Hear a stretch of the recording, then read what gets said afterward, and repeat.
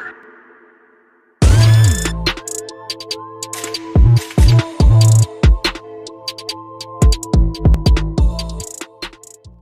Raider.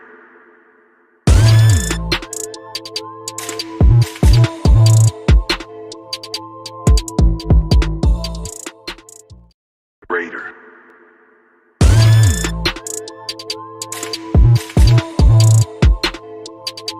All right, what's what's going on, podcast fam? It's your boy Jason Craig, aka the friendly neighborhood dreadhead, and I'm joined by some return to faces and a new face, Mr. Brian from the Three Geeky Dads podcast. How you doing, sir? Hey, y'all. Thanks for having Um, me on. How's it thank you, going? thank you for coming, Mr. Swole Nerd, No as a problem. regular. I'm always here.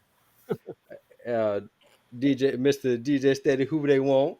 It's always a pleasure to be amongst friends and family.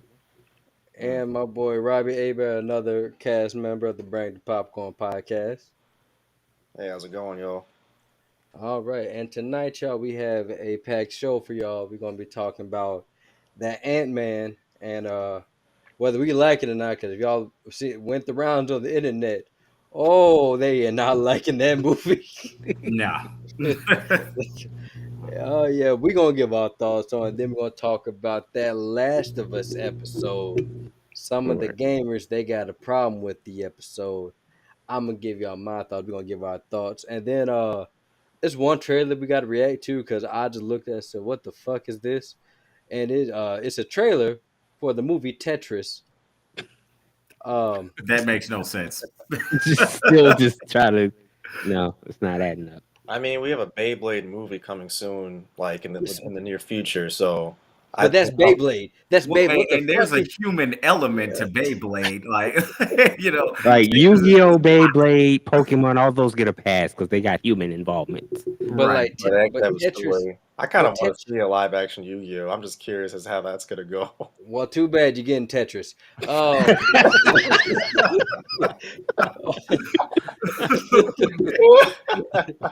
What's Yeah, next? Checkers? maybe. You never know. We had Battleship. We've had God, that was terrible. the Angry Birds. We've had the That Leg. was all right. The Emoji Movie. That one sucked. Just when you thought Yeah. that Hollywood was scraping the very bottom of the barrel, they find a way to go even deeper. Right. Oh, Well, Jesus, It's not the a movie movie. about Cheez-Its. Well, at least I found out there's no way they can make an anime movie worse than Fist of the North Star. yeah, they can't go watch Mob Psycho 100. That shit was horrible. Wait, they made a live action version of that? Yes. Oh my God. But they did a live action version of Fist of the North Star. Oh yeah, and it's American too. Wow. What the hell? Yeah, Well, it's terrible. Look, if you want to see a live action Fist of the North Star, just watch Mad Max because he's literally dressed exactly the same as Max. I mean, that's Right. what Fist of North Star is, basically. It's just Mad Max. But Yeah. we got all those things to talk about. But we're gonna start things off with that with that with that Marvel shit. Everybody know me. I'm a comic book bitch. I will go see any comic book film, whether it's good or bad. Right. And so I know I do it to myself.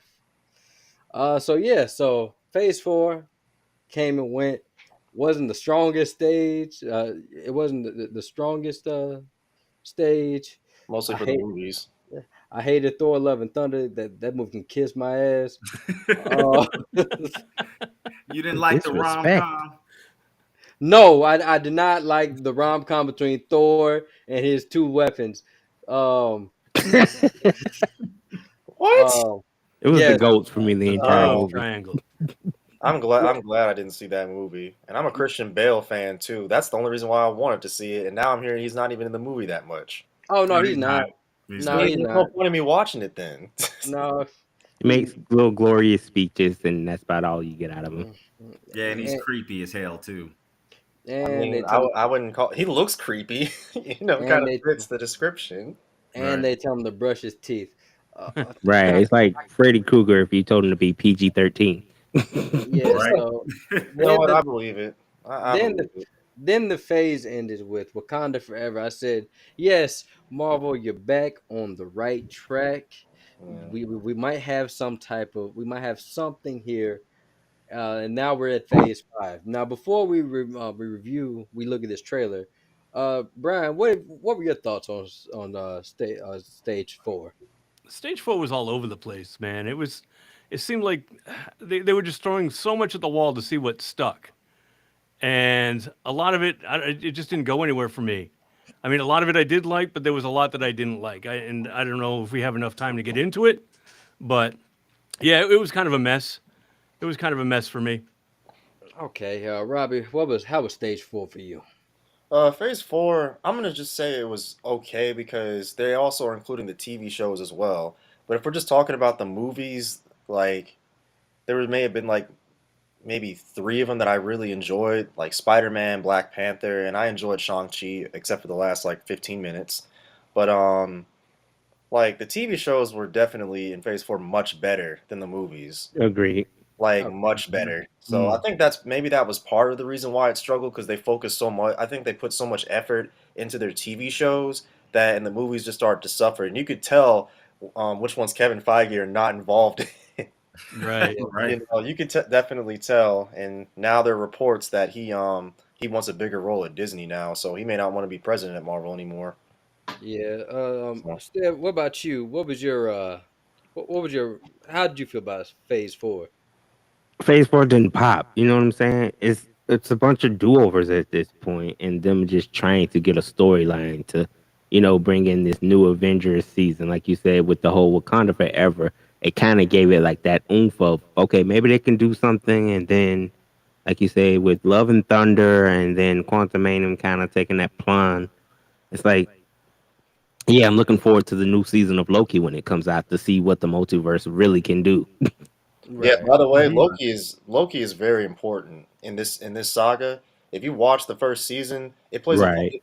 it definitely plays a role. I'm glad they actually showed that post credit scene, and it's a Right. good Well, we're marketing gonna get strategy to too for season 2. we gonna Right. get to it, but Adam, what do you think of phase 4? Hey, I'm kind of with Brian on this. They basically just tried to put a whole bunch of genres in Marvel movies to see what would work.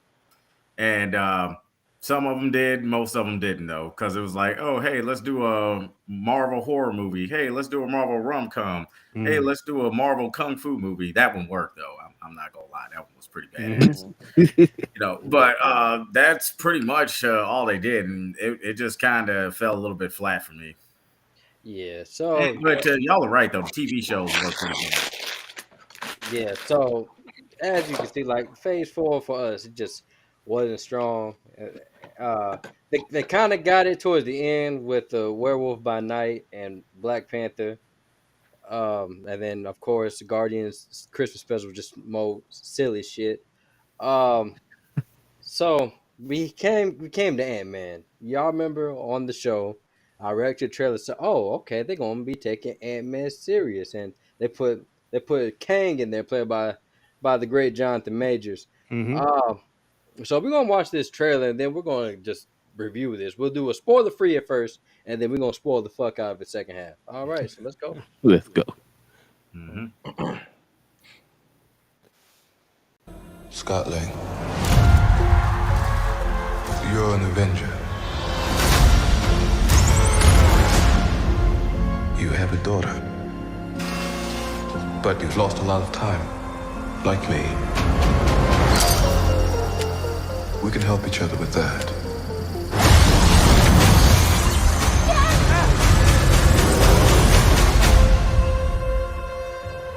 Who are you?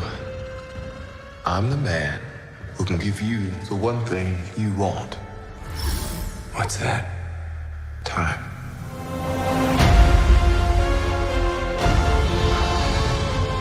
It can rewrite existence and shatter timelines. You cannot trust him. I don't care who this guy is. I just lost so much.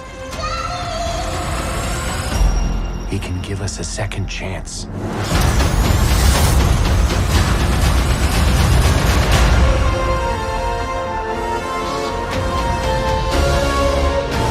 Let me make this easy for you. You will bring me what I need, or everything bipolar life will end.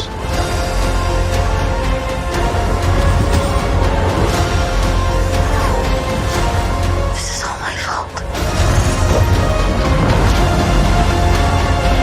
You may not want her to watch this. We had a deal.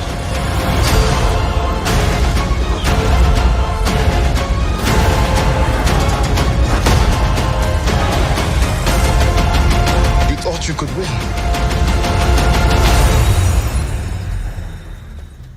I don't have to win. We both just have to lose. I'm sorry, Cassie.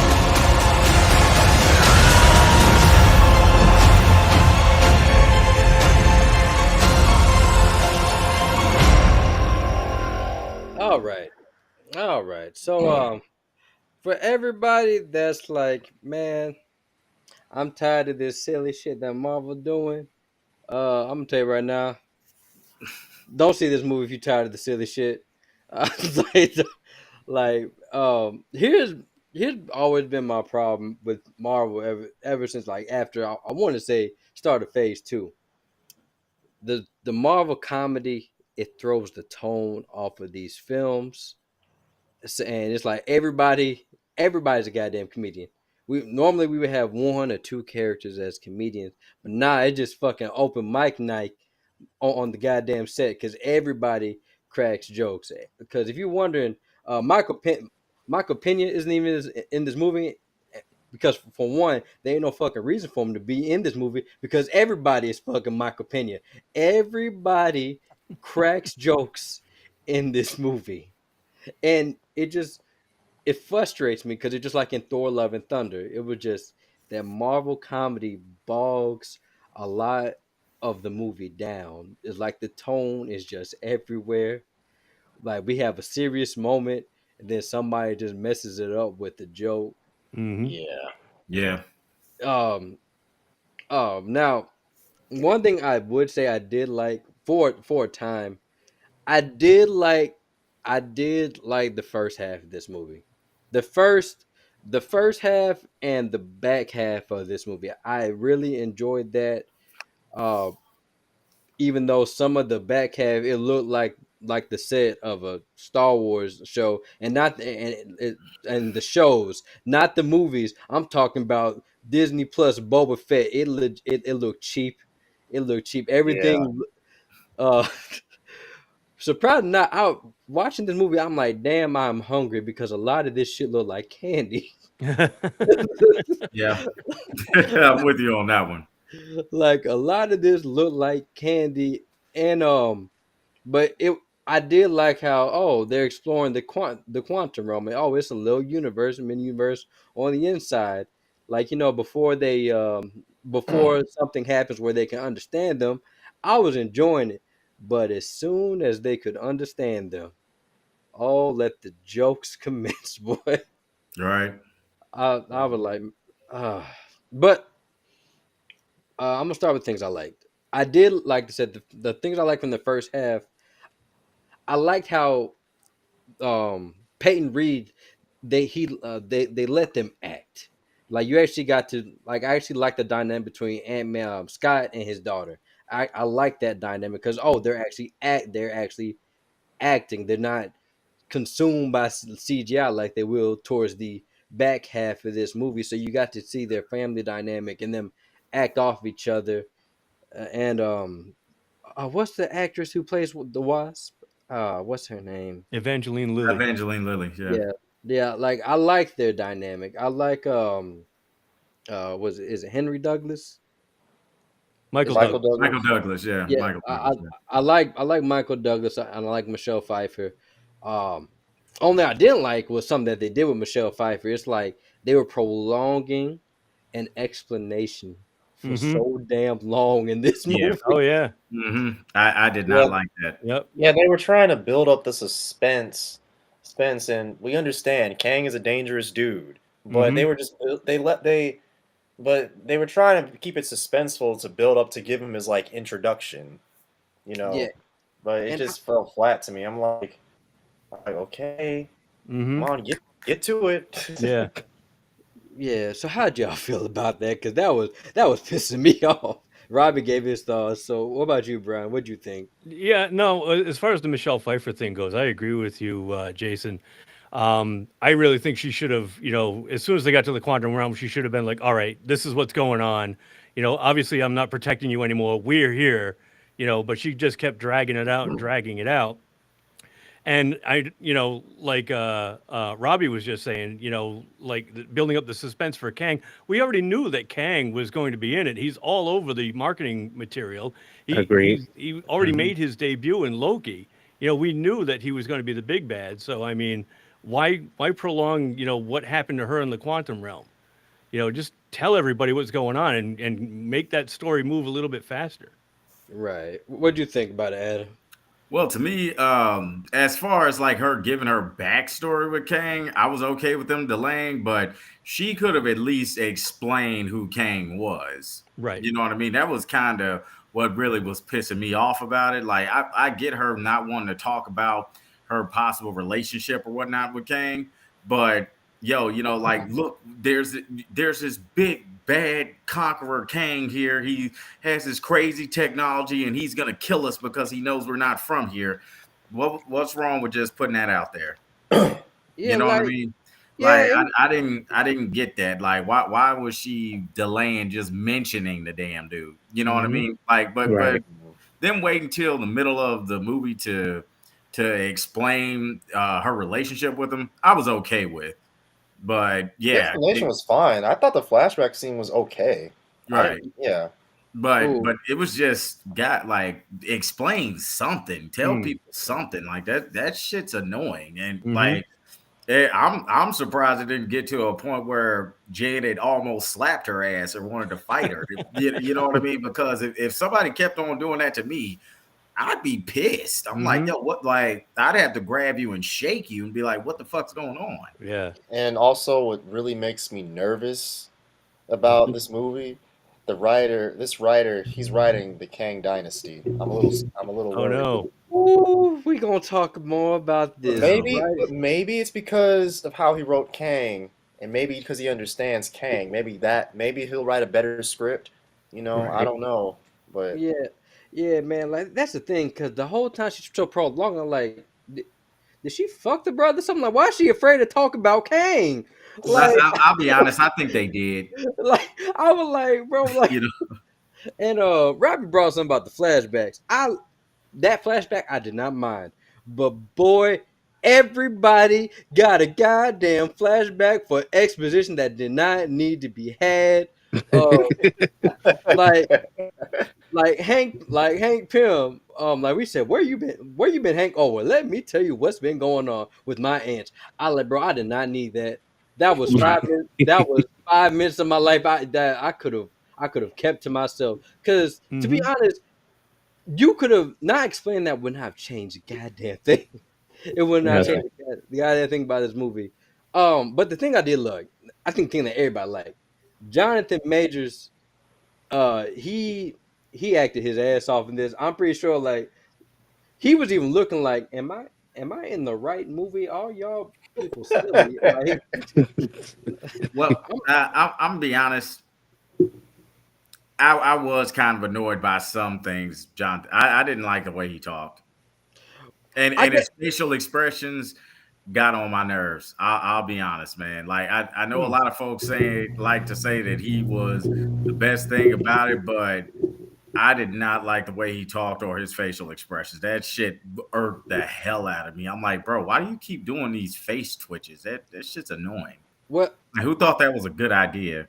Well, I guess I'm gonna disagree just for some fact of he was like he's playing that villain who's calm, but he is annoyed. He is visibly annoyed, and he will fuck you up. And like I did like little nuances with like his facial twitch and whatnot because he was clearly getting annoyed because there was one scene in the flashback where he like when he was asking Michelle Pfeiffer to give him something, and, and the look of it like bitch, I will choke you if you Beat the not give life out of you if you don't do what I say. I like. also without spoiling anything, I love the scene when he's in the prison with Scott when he got annoyed by somebody and he just kind of whisked him away. Yeah, like I I guess for was me, like, yeah, I guess for me, I liked it because it's things I want to see. Like, well, it's kind of funny because these movies are one and the same. Things I wanted to see Christian Bale do in mm, his Right. performance because physical acting, because physical acting. he Yeah, didn't get to act physically. He was just being like he was just like spewing lines that were just bad, like just spewing lines that were just bad, and then having Thor just mock with him. Like one thing I did like I two people. Well, I like most of the cast. Like I didn't mind the daughter. I had one problem with the daughter, and it was her making something. I was like, that's some bullshit. Oh, oh, I yeah. like Oh yeah, she had like some kind of Well, I'll go into the spoiler review when I get yeah. into it. But like they had her do something that slightly annoyed me. Like I liked everybody in it. I just hated the lines that they gave her, or just everybody. Everybody's lines were just so corny and ham-fisted. Like even Jonathan Major's line, like Jonathan Major, like damn, he's actually. I don't know how he's selling it, but everybody else saying like the thing, like the scenes with Scott and Kang, they were actually pretty good because Yeah, unlike Thor, Scott was taking him serious because he can fuck us up. Like All right. and like and they showed like even though it's a silly ass movie, they showed that Kang, yeah, he can be a next level threat because boy, I would the whole movie. I'm like, please don't let him get out. Please, for the love of God, don't let him Don't get out. unleash his madness, yeah. right? I Boy, We was, thought Thanos, I was, Thanos was Don't let somebody, that but genie out of the yeah, bottle. Yeah. yeah. I right. was very curious to see how this battle, this fight, this showdown between Kang and Scott would end. And we'll get into the spoilers later, but I was just so I will say this, like I just didn't it was one of those things where I didn't really know exactly if Kang was gonna get stuck there, if he was gonna escape. I didn't know. So it kind of I will say that's like probably the one part of this movie that actually kept me on the edge of my seat because I'm like because because I always tell like people who watch the Marvel movies that Kang is a lot more dangerous than Thanos. In the comic, you True, read the comic, very Yeah. true. Kang is a lot worse than Thanos. Right. So yeah, so I was like, dang, how is it gonna get to the Kang dynasty? So and you could tell in the marketing said a dynasty is born. So I thought that was Right. cool, a cool like foreshadowing. Well, I guess, guys, my major thing with the whole like Jonathan Major's performance thing is like it didn't come off as that. He had too many pauses with how he talked. You know what I mean? Like it was just weird to me. Like it didn't. He didn't come off as monotone. He came off as constantly annoyed. because he was. I get that, but And that's like Kang's whole it's gist of just one of being those Kang. things. Like it didn't. It I guess the best way to explain it is have any of y'all seen that what's that Stargate, the one with Kurt Russell? Yeah. He talked like the alien dude in that, and that annoyed me. So I was like, I'm like, that's all I was thinking the whole time. Was like, why the Hmm. hell is he talking like this? Like it just I don't know. Yeah. Well, But I did like the action scenes with them and stuff like that. That was pretty cool. But yeah, it's like, dude, you're not coming off as monotone at all. Well, Brian, what'd you think of Kang? No, I like Kang. I like until Adam mentioned it, I didn't even pick up on his weird voice. I might have to see it again to see what you're talking Voice about your because money. I thought he was fine. Like I just thought, like you said, he was annoyed. He wanted to take over and get out, and they had the core to his engine. So he was pissed that he couldn't get anywhere. These guys were just in his way. Just Yeah. insects for him to stomp on instead of the other way around. Yeah, yeah. Well, like I literally guess when you I think guess about it. because of how like he had kind of like these little pauses or whatnot. I don't know. It's just Mm. he didn't seem monotone enough to come off as godlike. Yeah, yeah. You know what I mean? That's I guess is really what bothers me about Hmm. it because like And he's no stranger to playing like godlike because don't forget he was right. in Watchmen. He Hmm. was what's his name, Doctor Manhattan. In the TV show, right? He Right. was in that, right? I Yeah, don't know. No, I don't. the HBO show wasn't he he? was in Lovecraft Country. I'm not He was in sure. Lovecraft Country too. Yeah, Right. Yeah, I but didn't know he was in The Watchmen. I wasn't didn't. he in the Watchmen TV series? I thought he was. I didn't ever finish it, so I couldn't Yeah, even I really I was about watch to say it. I didn't finish it, so You didn't see that? I'm not No? sure. But the thing is, the difference between Kang and the other Avengers villains, like Ultron obviously was a robot. Thanos is like this omnipotent being, and you look at Kang. Kang is a lot more humanized compared to to the other villains that the Mm. Avengers have faced. So Right. yeah, and well, I mean, I don't know if I would count Loki. Loki is a I don't know how to describe him, but but yeah, but Kang was definitely more humanized compared to the other characters because I'd be mad too. I'd be annoyed too if I'm trying to get the hell out of a weird alternate reality where I'm superior to everyone and I'm trying to like just conquer everything, conquer everything. You know? Yeah. Right. But yeah. Now, like I said, the beginning of the movie I didn't have a problem with. The end of the movie I was having fun, but that middle, oh my god. Uh, this isn't a spoiler because it's in the trailer. Modoc is so damn stupid in this movie. And before y'all say, well, Modoc is always stupid in the comics, hell no. Nah. Modoc is not this damn silly in the comic. And then on top of that, I know there's an FX shortage in Hollywood, but ain't no damn way the Modoc CGI should look like the CGI from goddamn Spy Kids. That's the only thing I can think Right. about. He I lit- saw that meme. he Damn. like it looked like they just superimposed what's his name's head in in a car seat with baby legs and baby arms. I was like, There you go. That'll work. Right. Like they didn't The pay skin on attention to his face, Modoc enough. the skin on his face, it reminded me of two things. Like obviously the Spy Kids one, but it reminded me of Aqua Teen Hunger Force. And also just Yep. looked like his skin had like was just made out of jelly and then just plastered on. It's like, here we go. Don't worry yeah, about it. We put all our budget in Jonathan Majors Kane. it was I think just that's where it went. I honestly think Yeah. that's where it Yeah. went. and it was just like, bro, what the?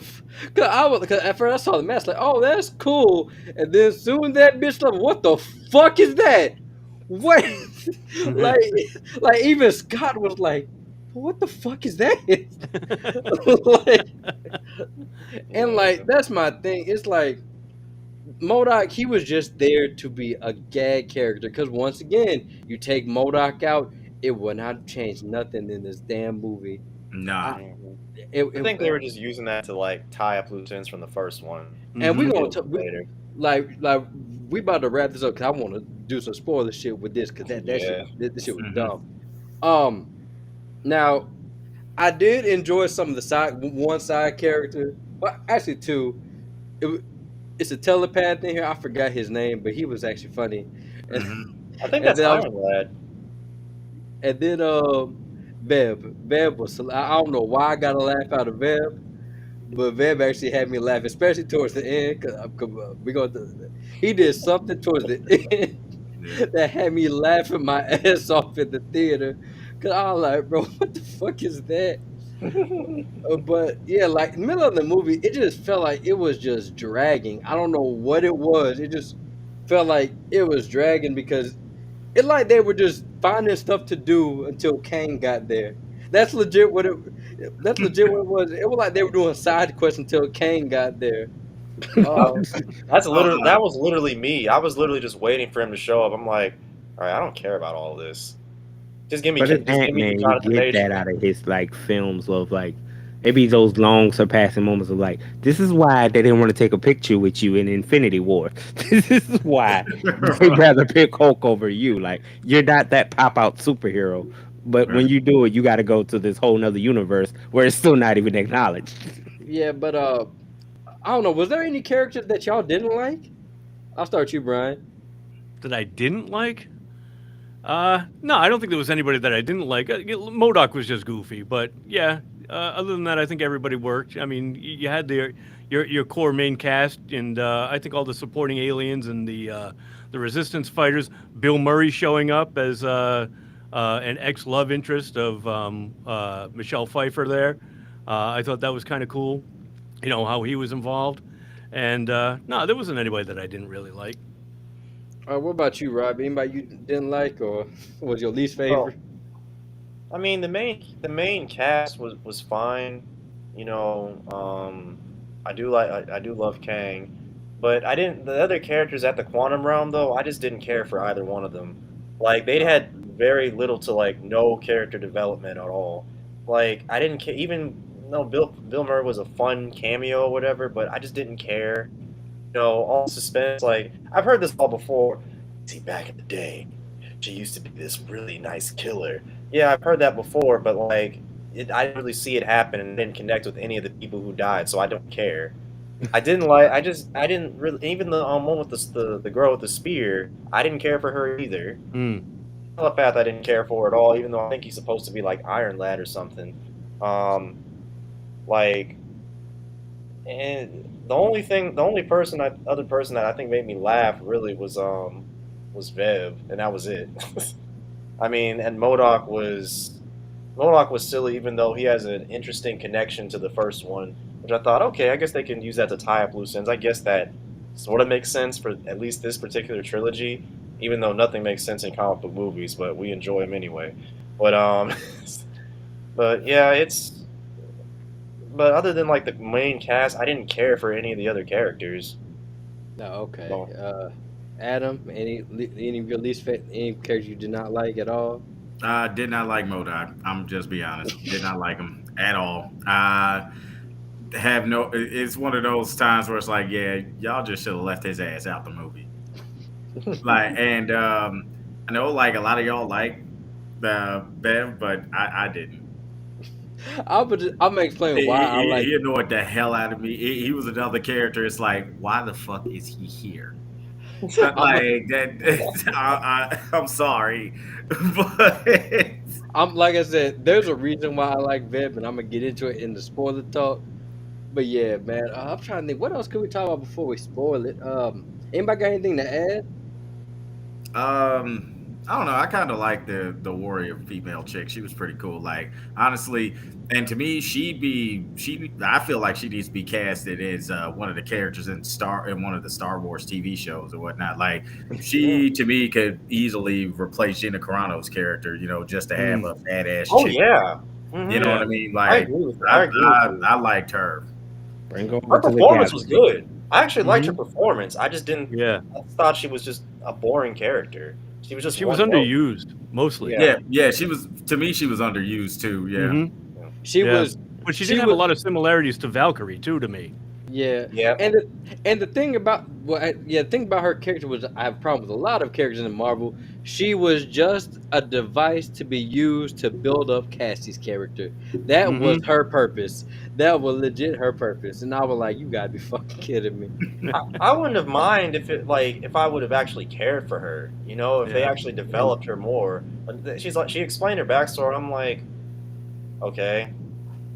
She means something like they should have gave these people like some standalone, like those little TV things to kind of give them an opener before you insert them in a movie and go, oh, you tried to be so comic book accurate or throw certain comic book, sideline pieces into a film that just really didn't need them. Yeah, but with her, do you know what I think would have just added a little bit more connection to her?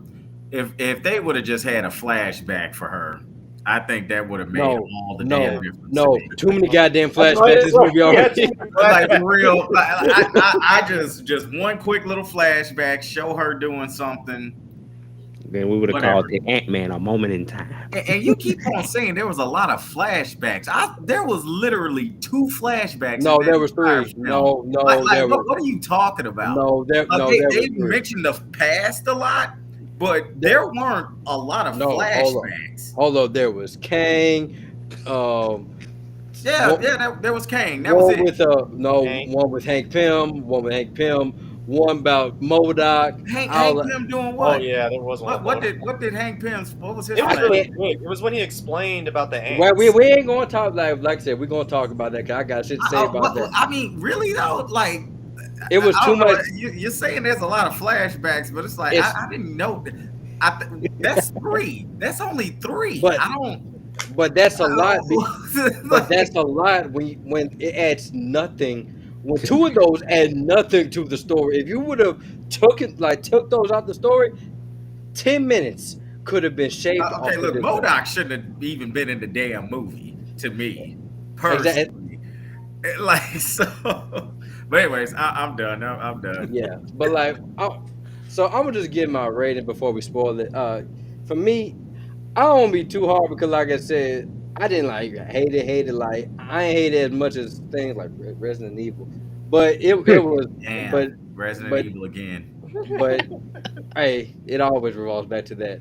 I But agree. Yeah, one of the worst TV shows I've ever seen. like if I had to give this, man, look, I'm gonna be nicer than these critics. I'm gonna give this a low store ball. Like I said, I could have waited to see this on Disney Mhm, Plus.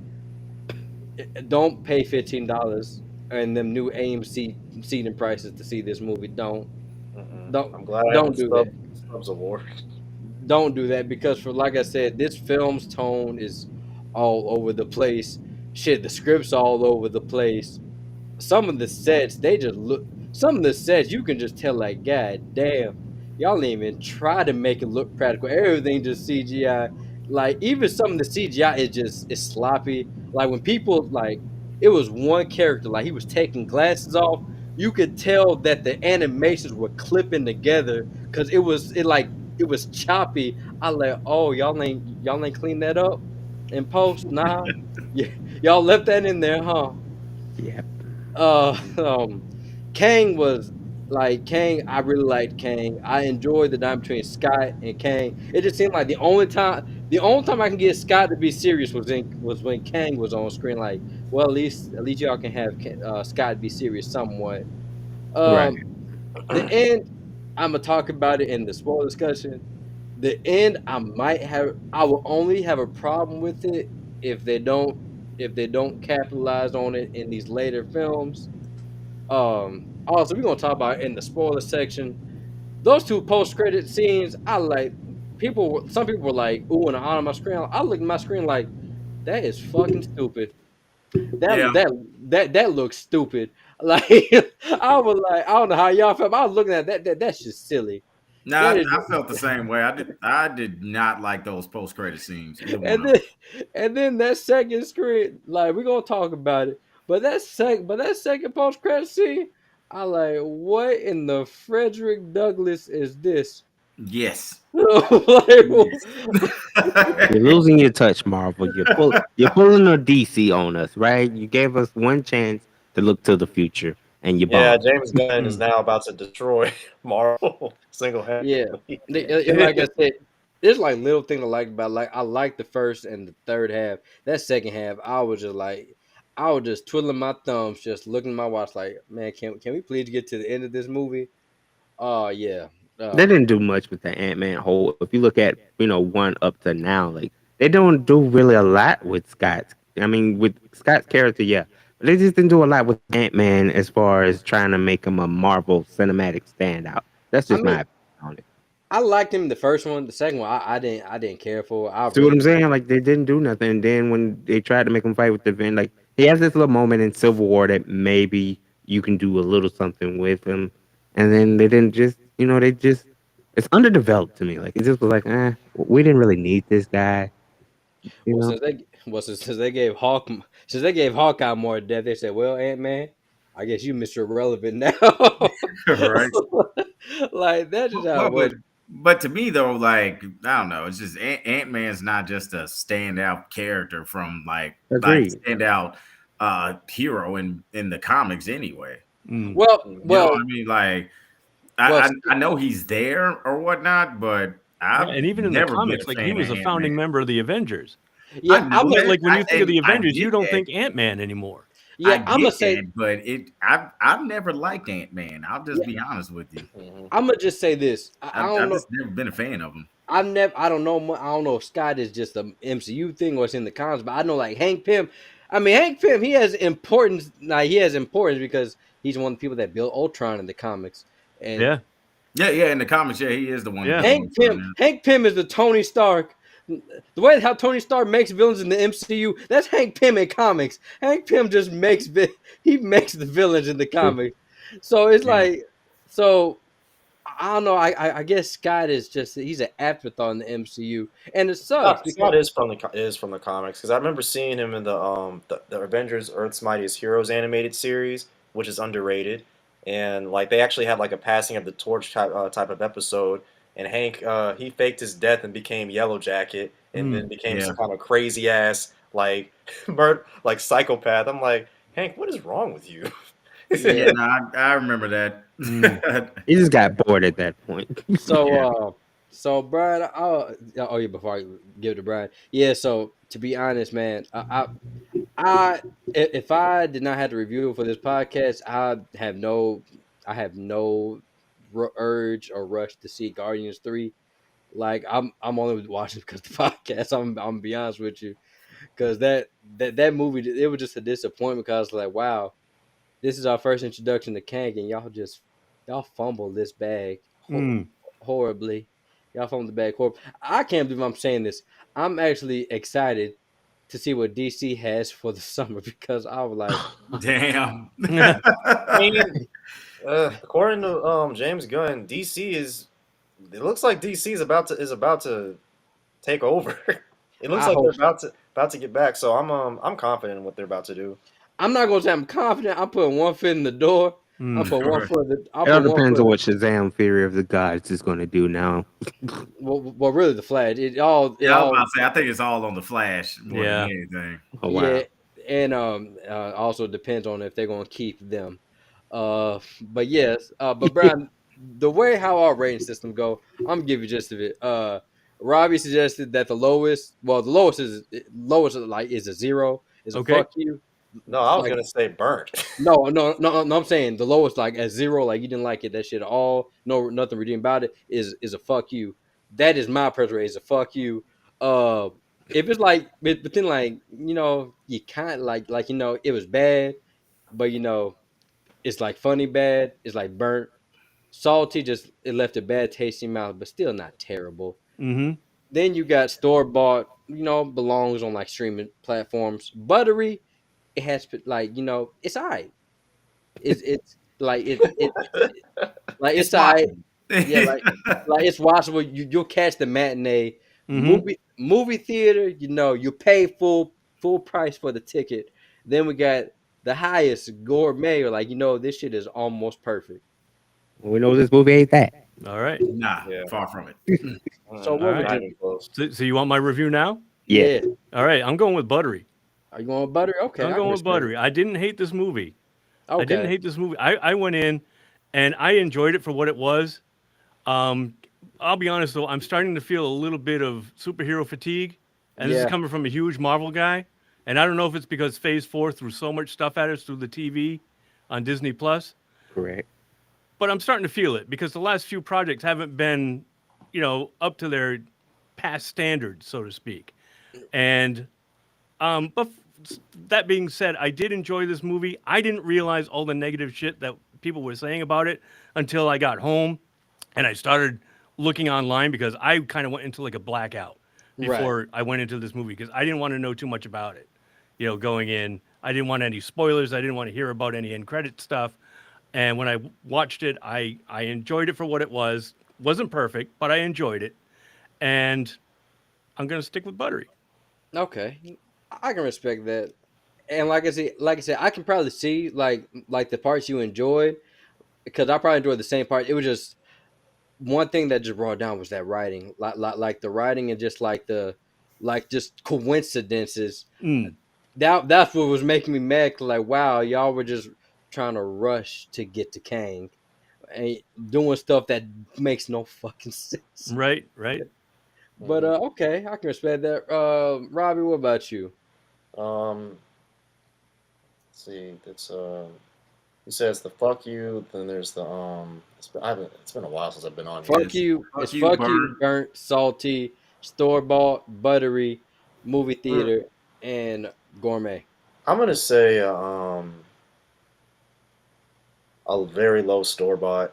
I wanted to do salty, but there are far worse movies. Marvel movies than Ant-Man 3, if I must say. So I thought the dialogue was bad. I didn't like the smaller characters. I just didn't really care. I just didn't care for. Jonathan Majors as Kang. Jonathan Majors Kang was the big standout. The CGI and the production design was bad. I didn't I didn't like Modok, although I never liked Modok in the comics to begin with. I thought it was a stupid character. But even though it was kind of interesting to see him how he tied to the first one, I will say, and I'm like, okay, so at least they wrapped that up, you know. And I'll go more into detail into that. But yeah, I'm gonna give it a very low store bought. It's something I probably would watch, at home if I was bored. I was like, why not? Maybe I might catch something. Maybe I could see Kang again. you know, because I got to be honest with y'all, I literally saw this movie because of Kang. That's literally the only reason why I saw this movie. I think everybody only Yeah. saw it. For King, just for Jonathan Majors is getting like girls were going just for Jonathan Majors, and then dudes Pretty was much. just like, Yeah. whatever, black villain, let's do it. It was that type of move. It wasn't more, you know. So I'm just gonna go ahead and put my store vote on it as well. Didn't even see the movie. He just thought, all Right. right. What about you, Adam? I'm gonna give it a store bought as well. And honestly though, I'm not gonna lie. What kind of brought the movie down to me was seeing reviews on how well Jonathan Majors did, because I'm not gonna lie, I was expecting better. I really have no idea why everybody keeps saying he just did this dead like good ass role, because I didn't feel that way.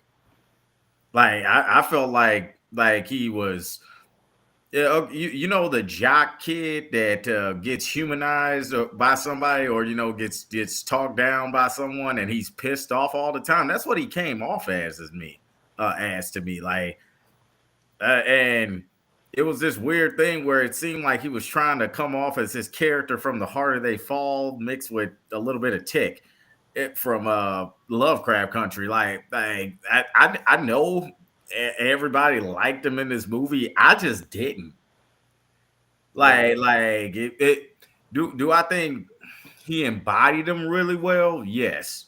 Did I even like the action scenes with him really well? Yes, but I didn't like how he talked or his acting in it. Just to be honest, Okay. like it's not the worst part of the movie, but out of everybody in the main cast, who was the one that fell short? Him. Okay. I hate to be that way. Like, Well, damn. Well, sorry, I, Jonathan Majors. no, Well, no, Don't I feel don't bad. know. You're I right don't there know on the why I shelf do next that, to but Henry Cavill. Don't worry about it. It's Adam. well, y'all. Now that we, yeah, he now was that we, better than Henry Cavill in I everything. knew it. now, now, y'all. I'm gonna give you a countdown. I think I have a countdown right here. What? All right, yeah. I'm gonna give you a countdown. Then we're gonna spoil the fuck out of this. Let me see if this is right. Okay, never mind. We ain't gonna use that. What was that? Well, I was about to say, what was that, man? That It's was look. weird. It said No, count. It no, said count. remember that I forgot what the company. I think it was THX or whatever, and they had that Oh, sound that effect big was like sound effect. Yep. you Yeah, The know what I'm audience. talking about, Adam? You know what I'm uh, talking about, Adam? yeah, I know about that one. Yeah, like Yeah, I know what you're talking about. But I was just wondering what it was too. I'm like, what the heck? Look, it says countdown into 10 to 0. I don't know what the. Hold on, I'm gonna just play this out. I'm curious. Sorry, Hey, y'all. hey, why not just do a verbal countdown? Okay, look, five, 4, 3, 2, 1. Spoilers. Okay, let's just talk about Modoc because the minute the minute he started talking and like he was just going through like his little dumbass flashback, I said, "This better not be fucking Darren. This better not be fucking Darren." And surprise, it was fucking Darren.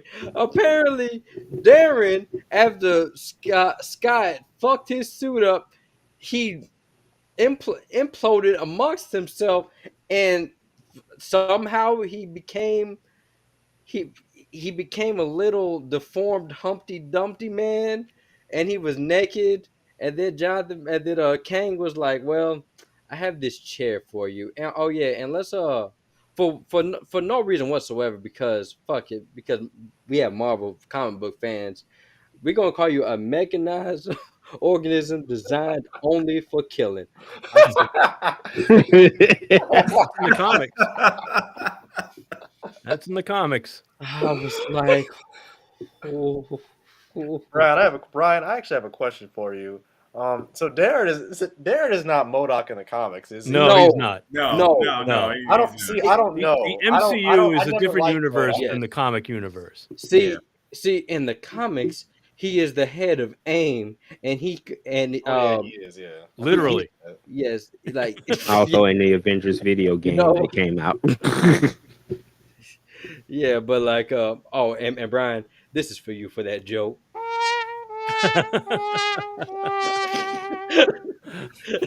I'm used to it. but but yeah, man, like he's the head of AIM, and I think, but I know in some iterations he's the cause of Inhumans, and in some iterations. So like he's a force to be reckoned with. This this motherfucker right here. Oh, he's so annoying because it's like he's like somebody that has an inferiority complex. Hmm. Right. Yeah. Because Yeah. because every time somebody calls him Darren, he throws a little bitch fit and says, My name is Modoc." I said, "No, bitch, your name is Darren. You just got a fat ass head." Like Yeah. like I was It's sort of like when Darius Rucker gets pissed off when you call him Hootie. It's like, bitch, you are Hootie. I, I was just like the whole and like it was just like I said, that flashback, it was just added exposition I did not fucking need. It like because and then I'm glad that Scott cut him off because it was about to be 3 more minutes of some bullshit explanation. So I don't need that because Mm. I don't care. That's why when Kang flicked his ass, I like could you like just kill him? Could you just like kill him right there? Just take him out the movie. I mean, you be doing me a favor. It's just yeah, that's one thing. Modoc was annoying as shit at first. Like, oh, that's funny, and then when he kept going, like, oh, you still making the same joke. That shit's still going. He That was giving that some. He was giving some terrible lines too. He's like, That's true. "My name is Darren, and Mm. I'm not a dick." Oh yeah, I was like, that was bad. it uh, was yeah, like people are hating on Cassie in the reviews. Me personally, I don't have a problem with Cassie, but I can see why people did not like Cassandra or Cassie Lane because they gave her horrible lines too. Like, hey, just stop being a dick. Like, I like Darren, stop being quit being a dick. It's like I was like, now why you had that girl say that? Mm.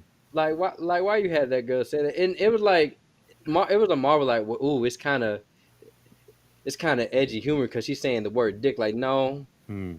no, that shit just It also seems like the joke had been done before too in the first Guardians of the Galaxy. yes, You know, they're like, was it John C. Riley says, I don't believe anyone can be 100% a dick, ma'am. You know? Right. He's Right. recycling And it and Star-Lord's just like, they got my dick message. yeah, Right. and it's like that's always been my problem with the humor in the MCU. After the first Guardians, I like okay, that's cool. You're bringing a little bit of that crass humor to the MCU, but then it's like every Marvel movie ever sing.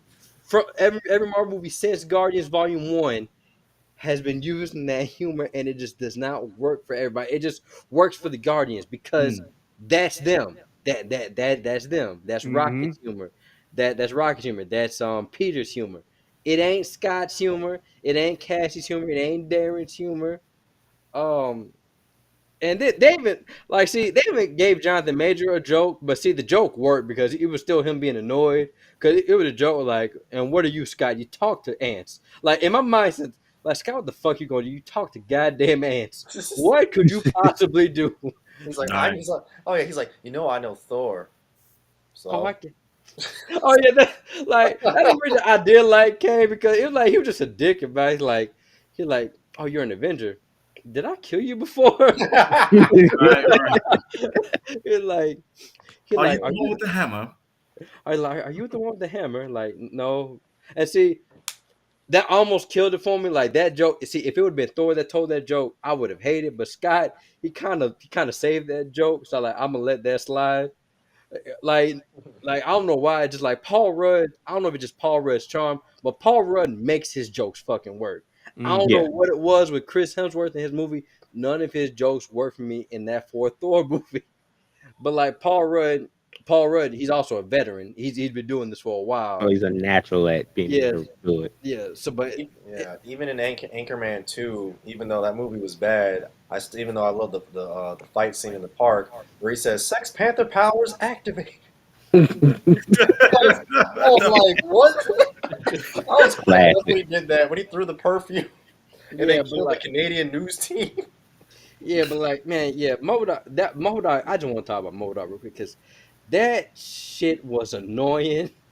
Yeah, I docked a lot of points from the movie because of Modok because it was like so much of his screen time it just wasn't there, and then like even where like he was explaining to Scott about like him being in that damn probability storm, I like you even make this shit sound silly because even when he was like he would not answer to a name, he would only answer to Modoc. I like bitch, your name is Darren. Like every time he would answer Darren, like bitch, your name is Darren. I didn't even laugh wow. at that part. I was just like, I just rolled my eyes like, okay, all We right. Yeah, get it already. Move on also, from this part. also, Yeah. he was supposed to be this scary ass thing, and it's like, wow, you're just a gag character. Mm. Yeah, But it was better You know when he what I had the mean? mask on yeah, until the like I face was flipped up and revealed it was Darren. yeah, like if Yeah, I wish I knew it wasn't gonna happen because they got to show the face for comedy. But I like the mask looks good. The mask actually does look good. Yeah. Can we keep the mask on him? Because like we all know Modoc, he's a big head in a chair. He legit like a baby in the car seat with like them baby legs dangling. Like that's what Modoc is. right, Like right. so the only way you can make that kind of look serious is the mask. But when they And when show the Darren mask like, took off, it was but when they take Darren like, wow, that is Humpty Dumpty with baby legs. Like, Damn. like that is Humpty baby legs in a really advanced car seat. I just could not take it serious. Um, now let's talk about these quantum people, man. Um, These are legit just Disney Plus Star Wars Book of Boba Fett extras put in the Marvel Basically, movie. Like I'm just like Bill Murray is just Bill, Bill Murray just did this shit just so he can get a check because we didn't even need his character. Like we really did no. not need his character because once again he was adding to Michelle Pfeiffer. Like, look, y'all, I gotta tell y'all something. I don't know what I'm gonna tell y'all, but just know shit bad down here. It's really bad down here. And the whole time, I'm like, bitch, why don't you tell us what's down here? Like, it, right? like, Like, like, tell us something.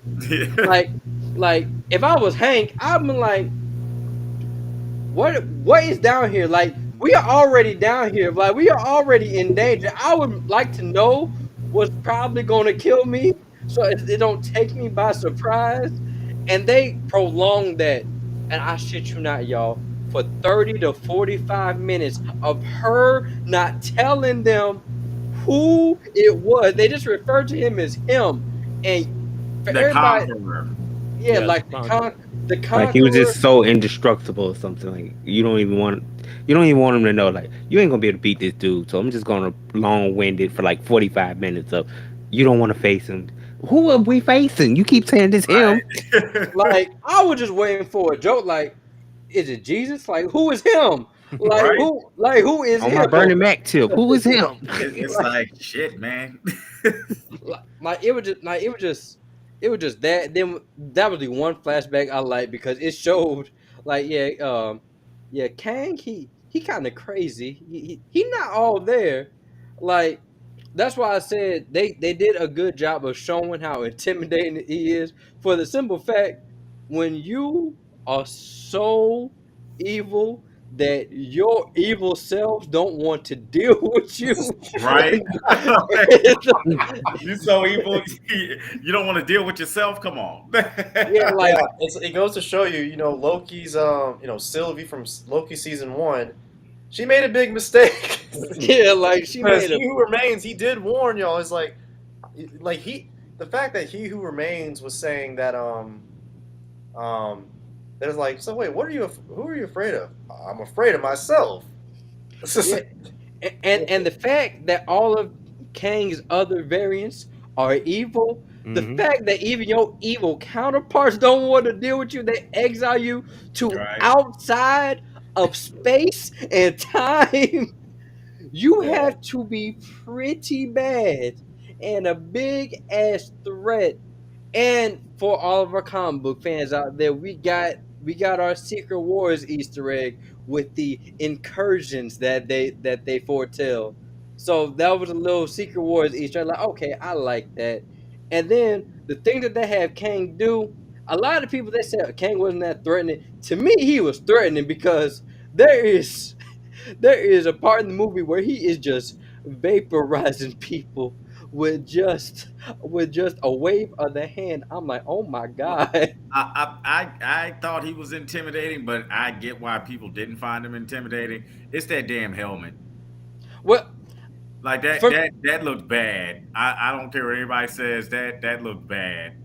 I mean, to me, it didn't look that bad. Like I said, like in the comics, he wear that dumbass helmet too. So, Yeah, so I know, but it was one of those things that I trying to say this without insulting someone's looks. stop it. No, Like I we can't gonna take stop. you serious with that helmet on. You're supposed to be this destroyer. To me, it's just he didn't have a strong enough face for it. I don't know. Well, I mean, he has a strong enough face for it. I don't know. It seemed like it was too damn small. Like I don't know. It seemed like if they would have made it a that I little do bit agree with. bigger, The helmet, I on him, thought it they it, could have made it, the it helmet a would have little looked bigger. less cheesy. Yeah, Well, they could have made the helmet a little bigger. Yeah, well, they made it like exactly face form fitting, and it's like, yeah, bro, like that. I guess that's more of what it was. It was just two face forming on him, like so it looked bad to me. So I don't know. He looked like fucking Zordon. I guess to me, I didn't notice it because all the CGI and the set production around them looked bad. So I guess like it didn't really. I guess I didn't notice it because everything like his setting, it just looked worse. So Yeah. but yeah, damn. Now I think about it. If y'all think about it, it legit looked like a lot of this movie looked like Spy Kids. Like even the backdrop, it looked like Spy Yeah, Kids. like just take Spy Kids 3D and then put a bunch of Marvel characters in it, and bam, there you go. Yeah, I think that's right. exactly what they did. But Kang, like he came off as threatening because Kang type of person that he threatens you. A lot of people have empty threats. Kang like, I will give you one. I'll give you. I'm not gonna give you not one, not two, not three. I'm gonna give you one chance to do what I say, or I'm going to beat your ass into the ground. Right. Well, but Because honestly though, I liked him more outside of the suit than in the suit. Like uh, like like that fight scene that he had with Scott, I really liked that. Mhm. right towards the end. Yeah, especially because of how one-sided it was. That was So pretty cool because it was like, and we all know Scott Lang can't fucking fight, and Kane beat the dog shit out of him. I yeah, mean, boy. He's Like, called you the know, Conqueror for a like reason. Like he's a time traveling, emperor tyrant basically, Right. and he just, and also that was just a lot of anger. That was just that was the result of a lot of built up frustration and being in there for so long. He Yeah, just took it out on Scott. It's like, I thought I told you to get me that damn orb so we can get the fuck out of here. well, you guys want me to really tell you what it kind of reminded me of, except it was way better. In Demolition Man, when Simon Phoenix beat the shit out of Wesley's Sylvester character. Stallone's character, like because he was so annoyed and pissed off, he's like, and just started like wailing on his ass. I'm like, yep, Yeah. Now, But to I me, it guess was much better done though. yeah, I guess besides him, one thing I did like how the suit did look like. Well, okay, Mhm. like it's the comic book suit with a little bit of a modern, with like a little bit of a modern feel to it. I did like that. That's why I can't wait. Whenever we fucking get him, I can't wait to see what Doom's costume's gonna look like because I want a proper Doom. Agreed. Marvel, Marvel, give me a proper Doom. I I just mean, they're want to. getting ready to cast the Fantastic Four. I think this upcoming week. And now I guess Reed Richards kind of has to be black since Kane is black. So Mhm. Yeah, well, that could.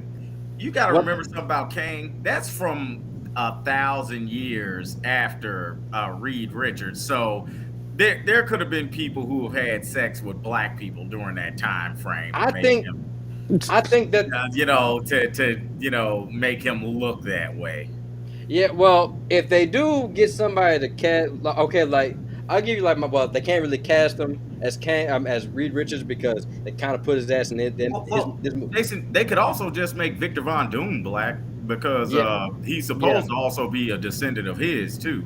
yeah, but like So my fan casting, well, it kind of ruined it for a black version because he's already in this film. The dude that played Quaz, like well, yeah, like the way that he acts in a lot of his things, like he has that condescending, I know everything personality and Right. a lot of things to play. So I can see him as I can see him as Reed Richards.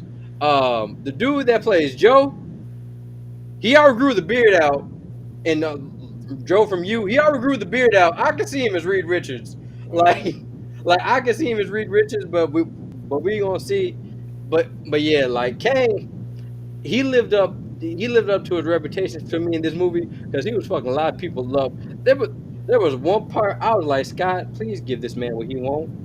Please get like, look, I know you don't want to, but you about to see somebody be ripped apart like a pinata. You might want to do what he said. This is right. This is the moment to just chill, bro. This is not one of those rinky-dink fights where you just go take a couple. Like this man can wipe you out with like one hand. Stop.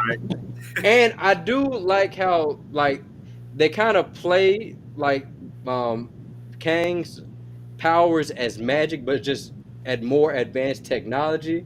Like Mhm. I don't know how that should work, but it's just more advanced technology. I do like that. I like that's what I like from the first Thor movie. Like, oh, it's not magic; they're just more technologically advanced than us. But then it just delved into magic, and then as soon as Doctor Strange got here, like, bitch, we don't care. like, like, yeah. like, Well, but yeah, and that's something that I'll give them is the fact that they actually did show Kang wasn't superhuman. yeah, boy. And So Adam, you I talked did about like that. boy, and Adam, you talked about it. Boy, I know Michael B. Jordan, boy, he shaking his boots after he saw that ass whooping that Paul Rudd got in this movie. Yeah, I'm yeah. talking, Like, boy, I'm talking about beat the shit out of him. I honestly thought Scott was gonna die in this movie. And that's my problem. yeah, That's yeah. I my did one too. that's my one problem with this movie. Cause I feel like yeah, Kang was a threat, but if you want to solidify him as a threat, you have to kill somebody from this main cast. Agreed. Agreed. I thought the same thing, guys. I really thought that there were going to be higher stakes in this movie. I thought this is it. They're sending Scott off. They're setting up. His daughter's grown now. They're having moments. Yes. I'm Yeah. really they're setting up for the loss at the end, and I'm like bracing myself in that third act that never came. Yeah, I'm like, and I'm happy that he didn't die. Because I like Paul Rudd. I like the Ant-Man character. But on the other hand, I'm like, yeah, come on, Marvel, let's kill off somebody. Let's finally see somebody die nobly. Yeah, because my thing is like for Thanos first on screen like on screen presence like in Infinity War, he dog walked Hulk, Yeah, so it showed his dominance. Kang, he beating up Ant Man, so I mean, if not kill off Scott, just kill off Michelle Pfeiffer's character and Henry Douglas's character. Kill them, kill those Michael two. Douglas. yep, Yeah, yeah. Michael Douglas. Mike I don't Douglas, know why man. you Mike calling Douglas. that man Well, sorry, Henry. sorry, Michael. Like kill off those two. I agree. Hey Like I man, said, but you put some respect on Michael Douglas. He's married to Catherine Zeta-Jones. That's right. but he was also in this movie. But And that is true. but like that's my thing. I was just waiting. Like it's like Thor. Like there were stakes of him getting out, but you could have raised the stakes with somebody's death. Okay, we can't kill off Scott. We can't kill off Cassie because she's gonna be a young Avenger. Yeah. Kill off the old guard. Yeah, Like That way well, you can see Scott kind of build that momentum of now I'm really taking this Ant-Man role like to the next level of really being that guy that Yeah. could, you know what I'm saying? You need somebody to push him a little bit further. You know, for Spider-Man in this new version, it was like it took Aunt May for him to like really snap to this level of like I can really, give anybody a run for the money. Mm-hmm. Like making Scott long-winded with the mentor stage is kind of like putting that puppet hold on him. Like he yeah, can't really fully be Ant Man if you're gonna be like, oh well, I wouldn't do that if I was you. And it's like, let me just do my job. Yeah. yeah, Yeah. and then the thing is, people like yeah, Scott Lang's character is a jokey character, but like the dramatic moments, Paul Rudd actually nails in the scenes that he's in, He like does, oh and he yeah, does. for the dramatic moments. So he can be serious. He don't gotta be silly all the goddamn time. So I feel like his like there's nothing more for Michael Douglas and Michelle Pfeiffer's character to do. I feel like what else is there Yeah. to do? They are literally just there to be like, hey, yeah, I'm the original Ant Man, and this is my wife. yeah. Look how fine she still is, And speaking right? of Paul Rudd, what was actually cool about that one scene with Kang and when he was torturing his daughter or whatnot, it wasn't that he didn't want to agree with it to save Cassie. He didn't get time to agree with it. Oh yeah, no, You know what I Kang mean? said. Like Kang just literally started immediately fucking up Cassie. Like, you think I'm kidding, bro? Mm-hmm. Like, I have no respect here. Yeah. like, And I guess it was almost as if he was doing a dick move thing just to do a dick move thing. You know what Right. I mean? yeah, and that's why I love Kang because Kang was not with the bullshit. Everybody that came across me says, I am not playing with y'all. Do y'all know what my name is? Conqueror is in my fucking name. Can No, y'all but like I said, to me, he just came off as a pissed off rich kid or a pissed off jock or something. I mean technically if you think about it, he kinda I mean, is. that's kind of what he is, but yeah. Mm. But the thing is, he backs up his words. Oh yeah. Rich kids don't back up the words. Kang, like that one fight. I don't know. There's a few times like you ever see that movie Never Back Down? Oh yeah, I saw that. Well, That was a snobby rich angry kid that backed his shit up very well. Well, that's because his parents pay for MMA classes. But but Well, okay, all right, fine. As a kid that grew up privileged, all of us go through martial arts classes. That's a typical rich kid thing. Is you do take martial arts classes. but the thing is, he's one of the sniper kids that look down the poor like, oh, I can actually beat the poor up. Let me beat the help up real quick. Right? It's like just like, bro, you don't really get a win. It's like that's what they say. Like you don't get a dub for that. Like they're technically helpless, and you're macho. Like pick on somebody your own size in this type of scenario. Right. And see, and the thing about Kang is like Kang And was that's the what- rich kid. And See, Kang didn't pick on anybody his size. No, but I feel like Kang was like, bring whoever you think can fuck with me. I will fuck him up. Like Kang even said, I killed you and your Avengers before Mm. many times. What Right. separates him from Thanos is because of his Like, level I've of done this ruthlessness. before. Like he even said, do you know how many times I've killed y'all? Like that's probably like, oh. Like that's probably like, oh, I honestly can't wait. Like, I just feel like that this movie was really just a small like foreshadowing and a setup for the Kang Dynasty movie. Yeah. Maybe Agreed. that's why Yeah. they're bringing the same writer back, and he'll probably do a better job with the Avengers Kang Dynasty movie because he'll be able to focus on Kang a lot more because that was the Right. best parts of Ant-Man 3.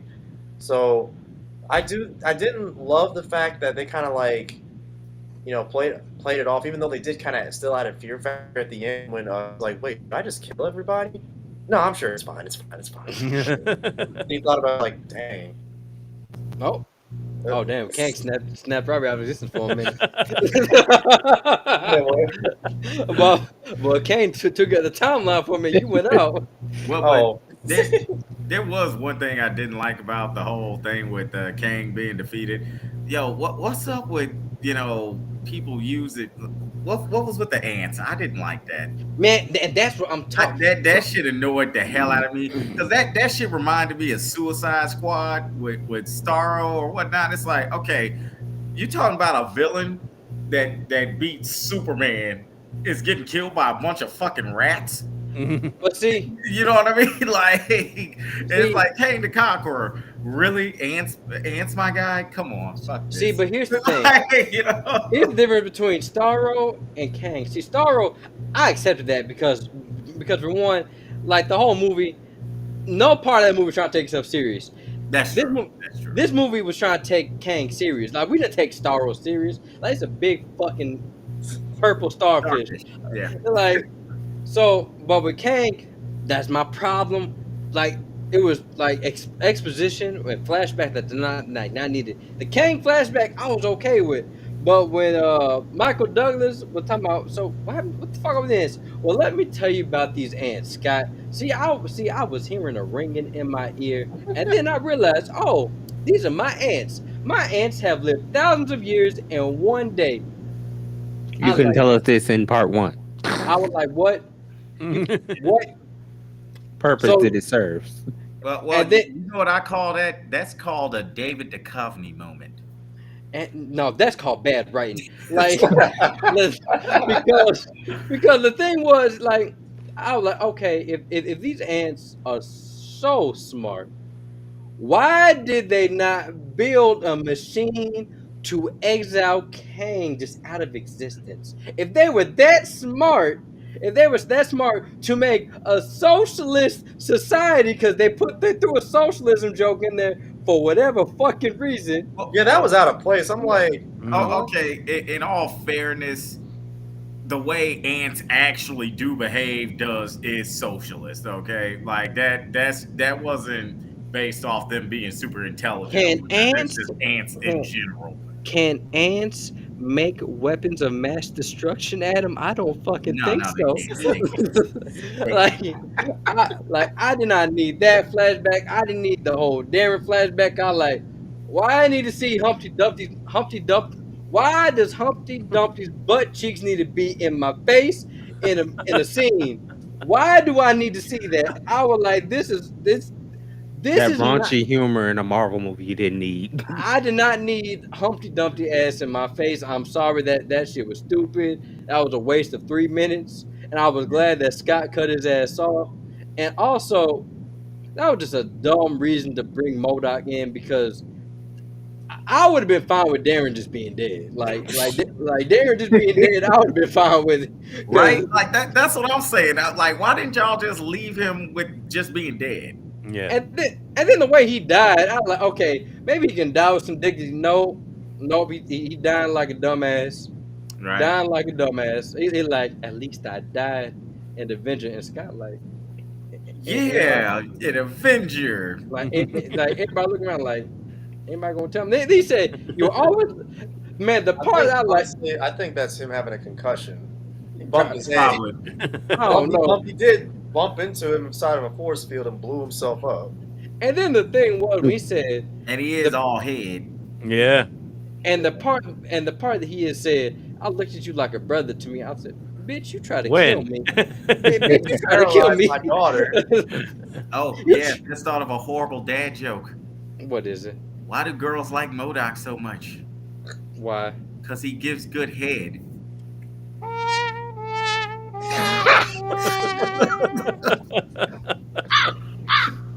Yeah, I know. But yeah, man. Yeah, but let's talk about these post credit scenes. Now I don't know how y'all feel about. We'll go around the room before I explain it. I thought they were silly. I thought they were silly. I know they're trying to set up for stuff, but I thought they were silly. Brian, what do you think of those two post credit scenes? Yeah. the one with all the Modocs, it was okay because I know that was in Modocs, the. hold on. I mean, not Modoc. Dang. Sorry, we were just talking about Modoc. All the Kangs, the That Council was of Kangs. that's a nightmare. I know, A right? council No, of we don't need more Modocs. Modocs. Oh, sorry, got Modoc on the brain. I think it was the head joke. Uh, thanks, Adam. Trying to poke out my mind's eye on that one. Yeah, it was okay. The mid credit scene with the Council of Kangs. I know it's setting up what's to come. And the second one was just a commercial for Loki season 2, basically. So they were Yeah. just okay as far as mid credit scenes go. All right, Robbie, what about you? What'd you think of that? Those two post-credit scenes. Um, I didn't mind the second one too much. The whole Frederick Douglass thing was weird, but Right. I didn't mind the I'm gonna start with the second one. I didn't mind the Loki and Mobius being there because it definitely shows you how threatening Kang actually is. I mean, his presence alone just kind of scares the crap out of Loki. This is a guy who like tried to conquer New York and almost succeeded in it and almost ended up killing Tony Stark. The fact, and he's afraid. He's already afraid of Thanos, and Kang is even worse. So I do kind of like that, that kind of fear factor that he kind of that Kang brings. As far as the mid-credit scene with all the Kangs, I thought it was just strange seeing a bunch of Jonathan Majors basically just wilding and stuff in the Coliseum. I didn't like that. I thought that was very strange. Obviously, that's a setup for more like Secret Wars, but the Council of Kangs, like, I don't know, I guess I just felt like I kind of expected a little more. I was kind of hoping that I would see like the Ant-Man 3 version of Kang like kind of like somewhere else, kind of trapped in another dimension or something. That's kind of what I was predicting, and but it was weird. I mean, I guess it was cool to see Jonathan Majors like show off his acting chops, show his range. I feel like that's the only reason why he was doing it. But it was just the whole thing was just kind of it was really silly. Seeing them all like wilding and stuff. I'm like, come on, man. I'm excited for the Kang Dynasty, but Secret Wars, that's probably gonna cost like $1 billion to make. With all Yeah. the people. Like, Yeah. yeah. So, what about you, Adam? What do you think of those two post-credit scenes? Well, the second one, I didn't mind as much. You know what I mean? Because, like Robbie said, hey, it's just for Loki season 2. Outside the fucked up hair, like all of y'all have mentioned, it just really wasn't that bad. It's like, okay, all right, I get what y'all are doing. Yeah, but the mid-credit one, yeah, that was. It also just looked bad. Yeah. Now, I Like will say, I didn't like the way the Kangs looked at all. well, I didn't have a problem with two of them, but that third one that came out, I said, boy, what in the racial stereotype is this? What is on his face? What is over his lips? What is that on his head? I'm like, what the? Yeah, I did not like That, that. that threw me off bad. Like, why did y'all feel the need to make him look like the Mandarin, basically? Yeah, I was just like, bro. And then the voice he was doing, I'm pretty sure. I'm glad for Jonathan Majors because Jonathan Majors, he just gets to have fun with the Kang role. But like, because the first two I didn't have a problem with because like I was like, okay, their acting's all right. But then when that dude came, like, bro, did you just eat a pack of Newports before you came in this scene? like, I was like, well, what's wrong with your voice? Like, why are you whispering? Are we in a library? Speak up. But I do like the premise of that scene because it's setting up for the universe to collapse on themselves because once again, the Avengers are the reason time fucked up. And Loki, Loki, mainly Loki Loki. is and his very Mainly. Sylvie. They should not have killed He Who Remains. They shouldn't have done it. They're Yeah. they're the cause of the Secret Wars. Yeah, and Open up Man. that universe, yeah. yeah, and even though I wasn't really much a fan of this movie, I was excited of the questions I was asking because Kang was saying, "Oh, you should want me to get out because if I don't get out, then it's just gonna be a bunch of me's taking over." So I really wondered what would be worse, him getting out or the him's getting there. So Well, Correct me if I'm wrong, but I think in the comic books, Kang does wind up killing all of it. Like one of the Kangs winds up killing all of his other alternates. Well, that and then him and Doom kind of fight over who's going to rule over the multiverse Yeah, that's because true. Yeah. because that's the thing about Doom. Is that in Secret Wars? I want Brian. Correct me wrong. Is I that never Secret, read Secret Wars. Brian, correct me if so- I'm wrong. Isn't that Secret Wars? Kang is not in Secret Wars. Wait, no, it's not Secret Wars. No, wait, I'm thinking of Doom. Doom is basically over everything in Secret Wars. I remember that Yeah. because the whole it's Battle World, right? Yeah, the Beyonder Yeah. brings them to Battle World. Yeah, Yep. yeah, but I can tell that they're going to have Kang and Doom. I just want to see Kang and Doom. People I want to see interact with each other is just Doom with Kang. Well, I would say T'Challa, but we can't do T'Challa now. But Doom with Kang, Namor, Mm-hmm. because Reed, I didn't want to see him and Reed go at because they're basically two of the same people. Right. Just one is just fighting on our side. Mm-hmm. Like, but yeah, I am excited. I like the premise of this movie and the post-credit scenes. They just don't work for me. That second post-credit scene, I'm excited for Loki season 2, but the whole time I was looking at Jonathan Major's wig, I was just pulling a comb out my pocket, and I wanted to comb that shit. Kyla, why is his head looking like that? Why? I will say I am Yeah, excited. maybe it was a shout out to Frederick Douglass since it's Black History Month. I guess so. Honestly, that could And be, that's the only thing I can think of. yeah. I am excited for the Kang Dynasty movie though because I recently read the story of the Kang Dynasty actual comic and I'm like, damn, he actually took over the damn Earth, and he almost and he actually I think he he said he literally threatened Washington. I think he said he threatened Washington D.C. and killed a bunch of people just to make a point. I'm like, damn. Yeah. Kang is ruthless. Like I can't wait. But we got other bullshit ass Marvel movies before we get to that point. Right. Yeah. So I mean, y'all anything spoilery y'all want to add? Not that I can think of, honestly. I mean, we pretty much talked about everything in the movie. Yeah. You know, I mean, like, I honestly, after this, I don't really need to see any more Ant-Man movies. I don't think we're gonna get any more. I hope not. Oh. Yeah, I mean, because there are also thousands of other characters that we could see. You know, But still give me Paul Rudd though. Just still give me Paul Rudd. I'm cool I with mean, Paul it's Rudd. cool. I mean, they'll probably bring you call the Super Bat family, the Ant family back. They'll probably bring them back, bring the those characters back, like in an Avengers movie or something.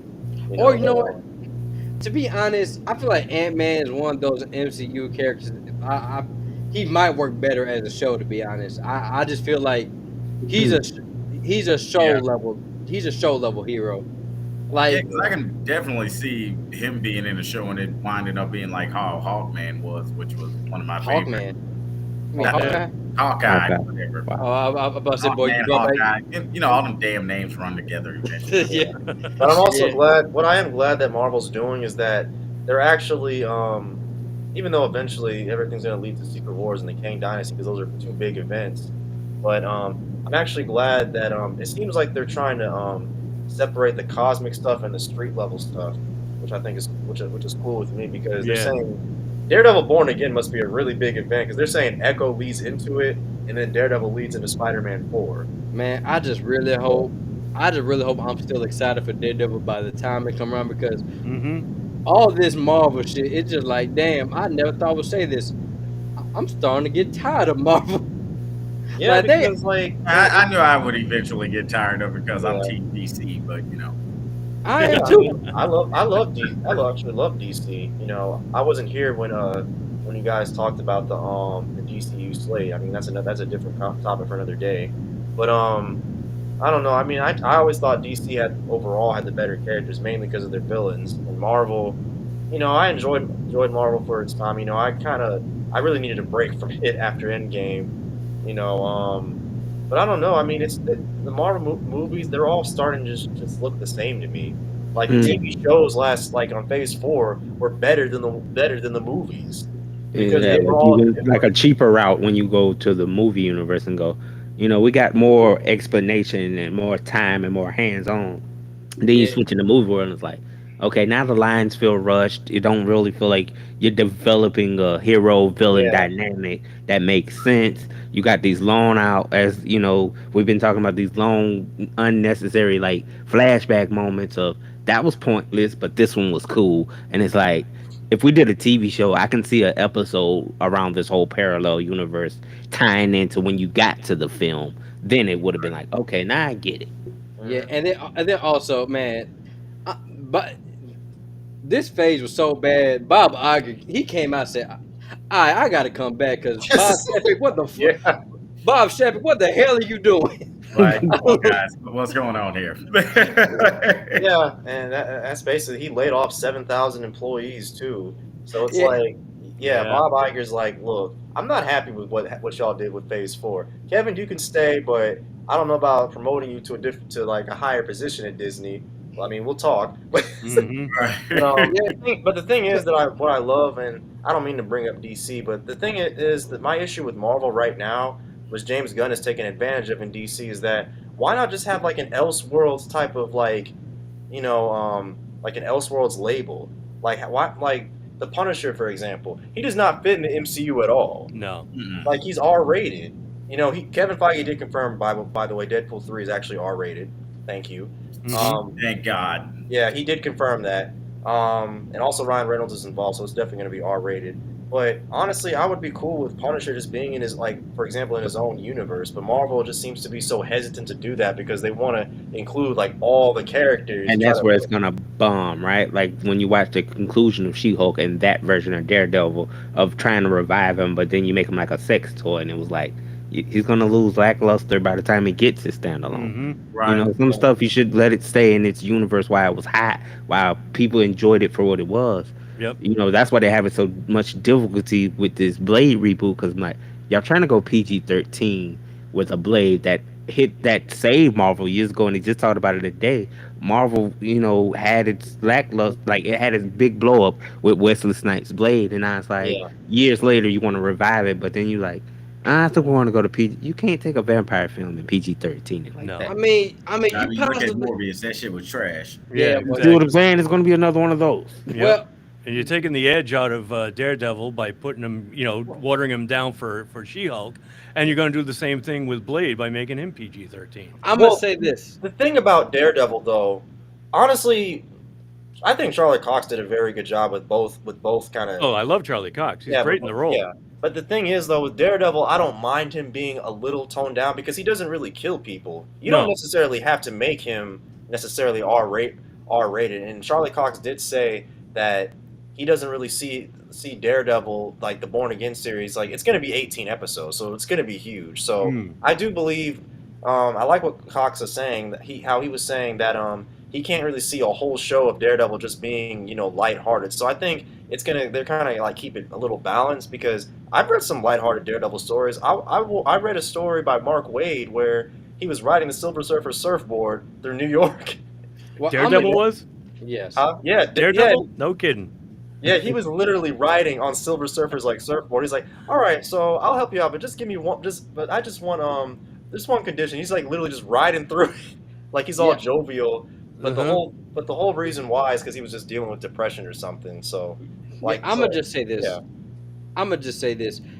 I would not have a problem with PG-13 if I had faith that Marvel could push the PG-13 rating Mm-hmm. like DC was able to with the Batman, because the Batman they pushed that PG-13 rating to as far as they could, but before it was to the edge of R. Yeah. And I don't know if Marvel can do that. That's my thing because Marvel they're still trying to appease a wider audience, which is smarter than because that's gonna bring in more money. hmm But Mm-hmm. for certain characters, if you're gonna make them PG-13, like Punisher, you just can't because Punisher Yeah. he killed people. Like I done opened up a Punisher comic. It just pages of just human meat just splattered over the page. Yeah. See, so Punisher maybe not, but Daredevil, you have to push the PG-13 rating as far as you like until that bitch is almost breaking out of PG-13.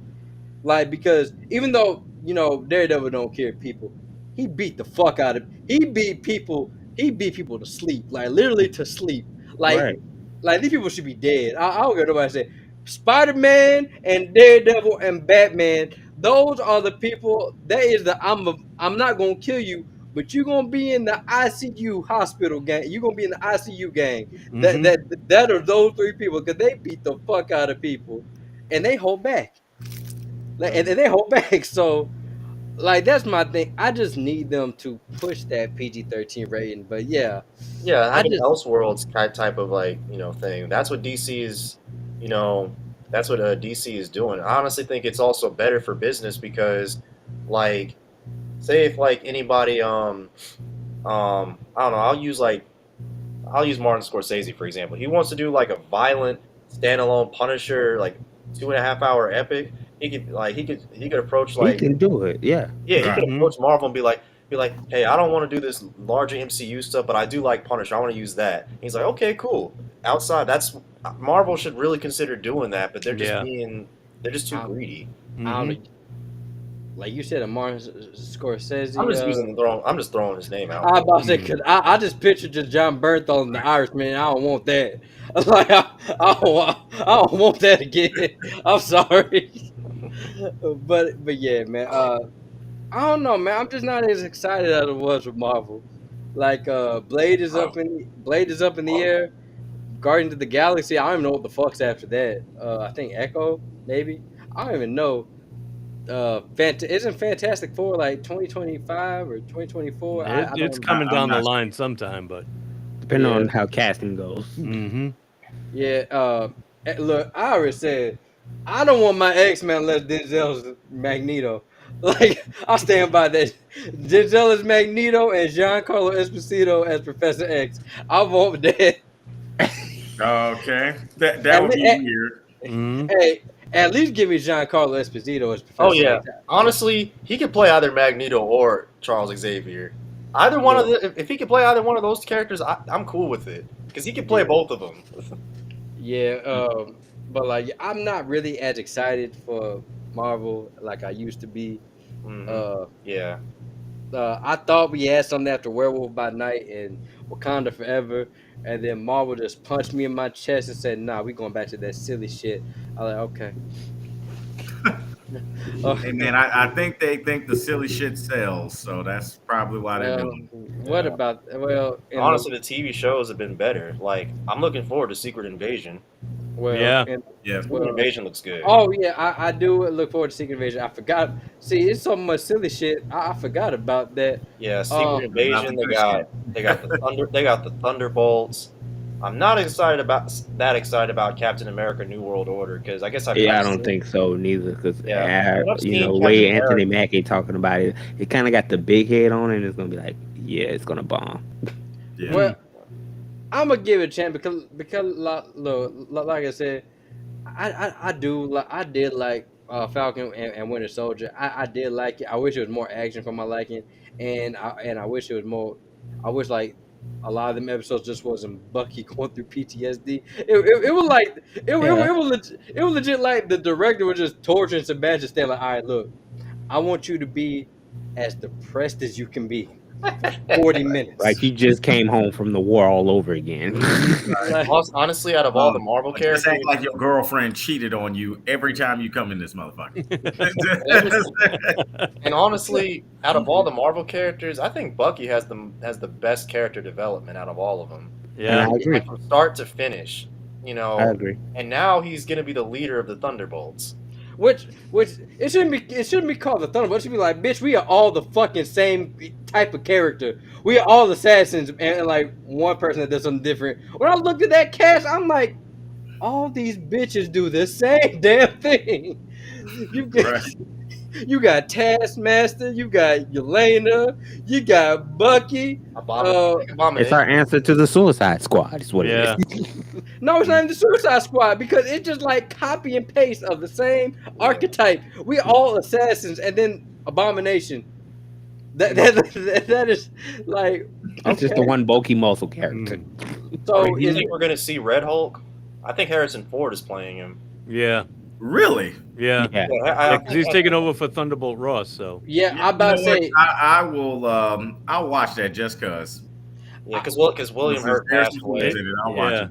yeah. yeah, I will say yes just because we can't do a solo film with any of the Hulk properties, but they can still use them in like team up movies. So I guess we will still get it. They're talking about a world. Yo, that's another Elseworld story. World War Hulk. They can't do it.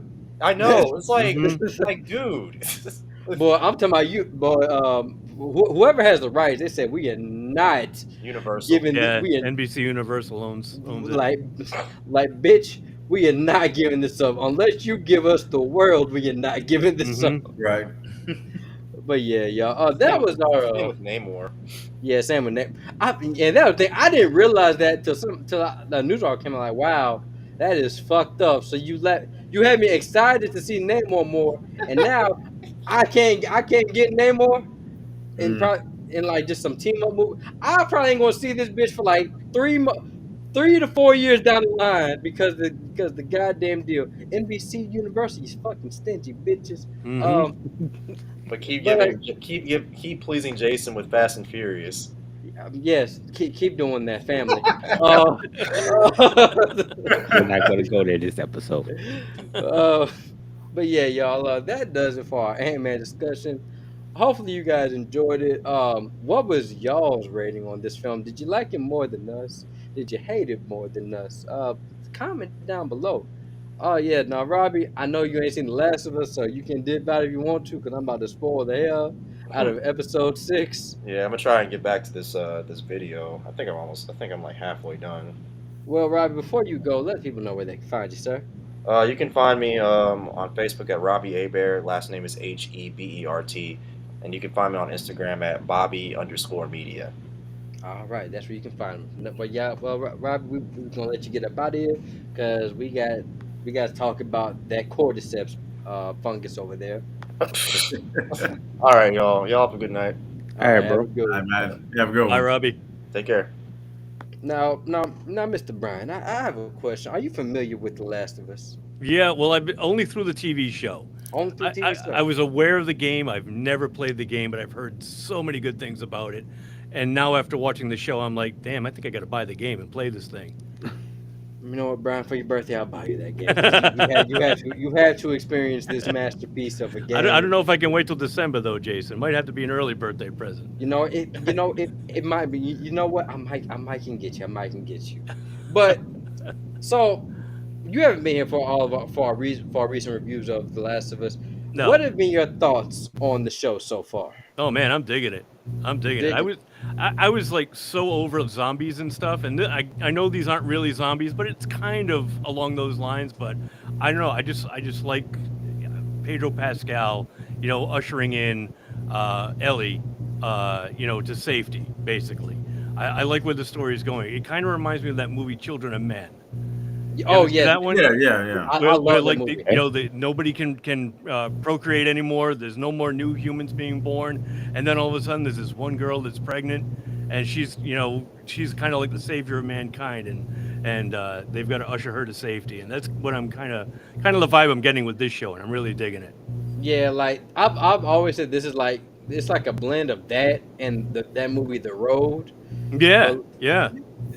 so like I said, I've always loved like the thing why I say that this I'll say every show this is some of the like when I played after I got done playing The Last of Us, it was the only one of the few video games that I actually at the end of when the post credits happened, I just had to give it a hand clap just because of it tells like it uses a premise that we all know, but the relationships and characters are so strong and the Mhm. storytelling is so good. I Yeah. had to give it a hand clap, and this Nice. show embodies that just as well. Yeah. Episode 3, I was not expecting episode 3 for somebody to play the game. I'm like, oh, Bill and Frank. Oh, you see them in the like, oh well, Bill.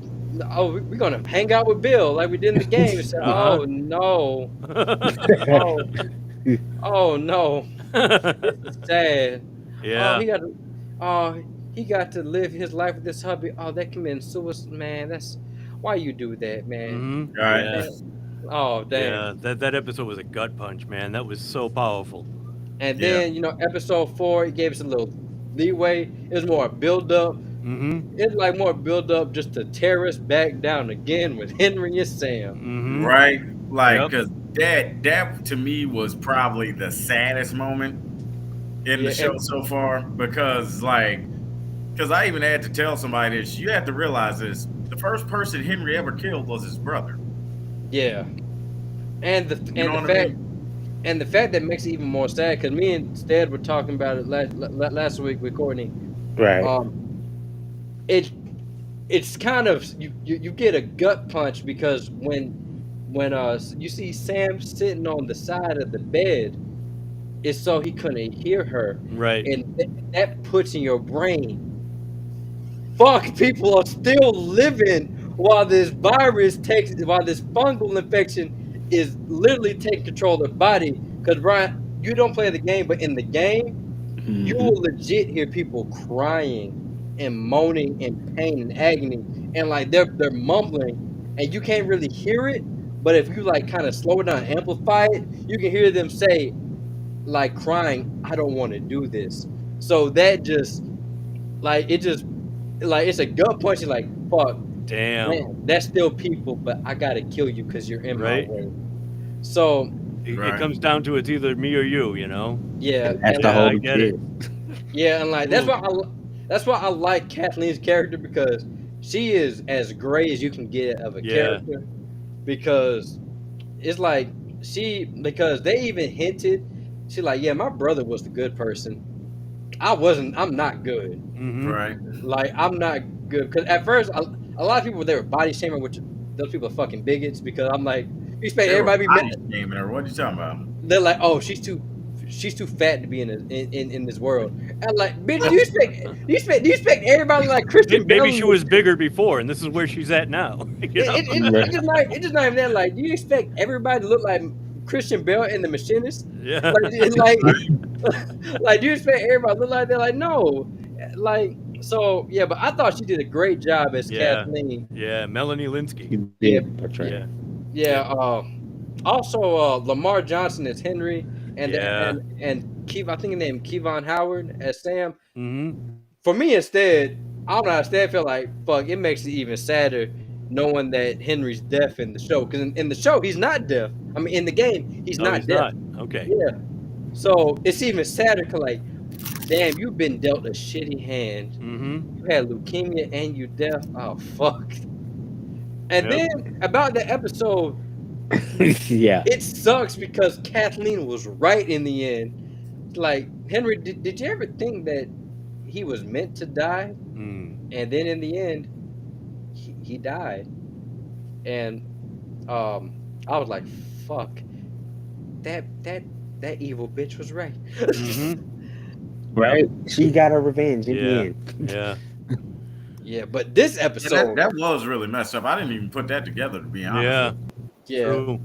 Yeah, yeah, but he was meant to die. Mm-hmm. yeah, and then like thing I like about these episodes is every episode is important for the next episode because Henry and Sam's death it plays a big part in like Joel and Ellie's like characters in this episode because Joel from the time like he's having a panic attack he is visibly upset because like fuck that could be me and Ellie Yeah. like because like the thing about this episode was that Joel just like in the game Joel is trying to pawn Ellie off on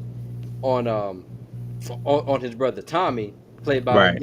Gabriel Luna because he feels like I Mm. can't do this. Like I'm failing her every chance I get. Because in the game, it's just him coming off as a hard ass, be like Tommy, Right. I won't do this no more. You do it. But in the show, they're actually saying like, yeah, I am not a good protector. She has been in danger every step of the way, Mm-hmm.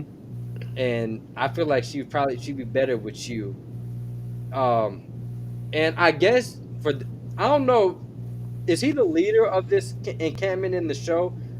because I was kind No, of it looks more like okay, in the show, the way they explain it is there's a council Yeah. okay. and So whatnot. Yeah, This because new Elias, president I gets it. don't know the actress's name, but she was one that played Tara on True Blood, yeah, and she asked her if she was the leader, and she said no, and she started explaining it to her. okay, But because like I yeah, was yeah, Right. Adam's right. It was kind of like a council kind of thing. Everybody takes turns. Everybody's got to say, Yeah, it's like a and group everybody unity works, and vote. yeah, even Yeah. the kids, and Yeah, yeah, because but to be honest with you, I don't think Tommy is on the council. I think he's just married to her who's on the council. Bingo, yeah, she got the power, right? Right. yeah, and But which I mean, is that's just what it came off as to me. yeah, and which is like it's kind of like a deviation from the game, which I just really didn't mind. But in the game, Tommy and his wife they oversee that like the city of Jackson, like that's them. So and I guess it makes more sense now for Joel to ask in the show, while Tommy's really not that much of a big role in Jackson than in the game. Because even in the game, I like you do know your brother is responsible for this whole town, right? Like, I don't think that he can. I don't think he's gonna take that offer. And they Right? did. He was like, "Yeah, you say you could do all this great shooting and stuff. Come on, let's do this ride." Right, Now, right. one thing I kind of wish that I wish that he kind of was the leader because it's a it's a line in the game. I don't know if you remember it, Stead. What's that? When like Joel and Tommy get into an argument and like he talks about like their past and like Joel gets in Tommy's face and he says that Tommy legit says, Joel, you best watch. Joel, you do know who I am, right? You might want to choose your next words wisely. Right? Yeah, he Like, does in the like game. he says, you may be my big brother, but I I have weight here. I will Right. fuck. I can fuck you up, bitch. So I mean, they still kind of have that, but like Tommy can't pull that power move, but like It Tommy does. doesn't. But Tommy does still put him in his place. He says those weren't just things we did. We murdered people, Joel. Like we murdered people. Like you can't just pass that off as just things that we did. And Ryan try to put it in a closet and shove it in. It's like, nah, no, you up here trying to pretend to be this do-gooder now. All of a sudden, it's like you got to Right. pass this as equal as I do. Yeah, and see, and like I guess like because we were talking about in the show, they can't make Joel as brutal as he is in the game off the bat because the audience would not cling to Joel because like oh fuck why are we rooting for this monster? So Right. like in the show he opens up like in the show he's still like kind of like still gruff and like like thick skinned but he's still It's not as darker as like the user of the game version of Joel would be. yeah like he's actually more open to Ellie like even like in later in this episode he's more open to Ellie but I just want to place two scenes because this is what I said the game the showrunner that he is doing a damn good job of giving the fans what they want and giving the video game fans what they want because these scenes were neck and neck. Let me just play the both scenes for you guys and All right. just all right. Boys, movies, deciding which shirt goes with which skirt. It's bizarre. Listen, Why are you here? I came here to talk to you. No, why are you still here? If you're gonna ditch me, ditch me. What exactly did you hear? I have to leave her, you have to take her. You know, I stood up for you today because I thought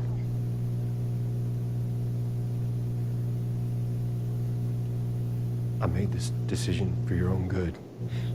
You'll be way better off with Tommy.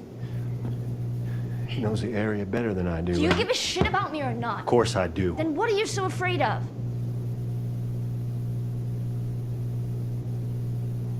I'm not her, you know.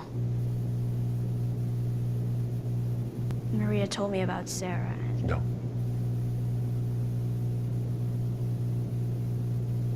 Don't say another word.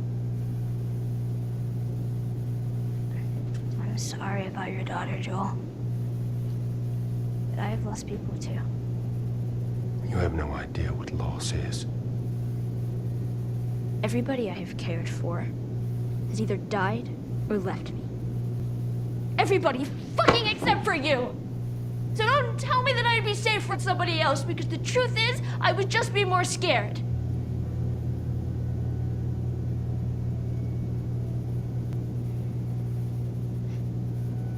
You're right. You're not my daughter. And I sure as hell ain't your dad. Now come dawn, we're going our separate ways.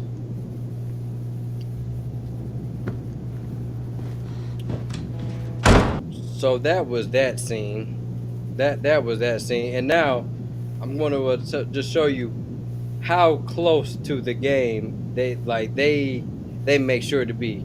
Let me just bring it up.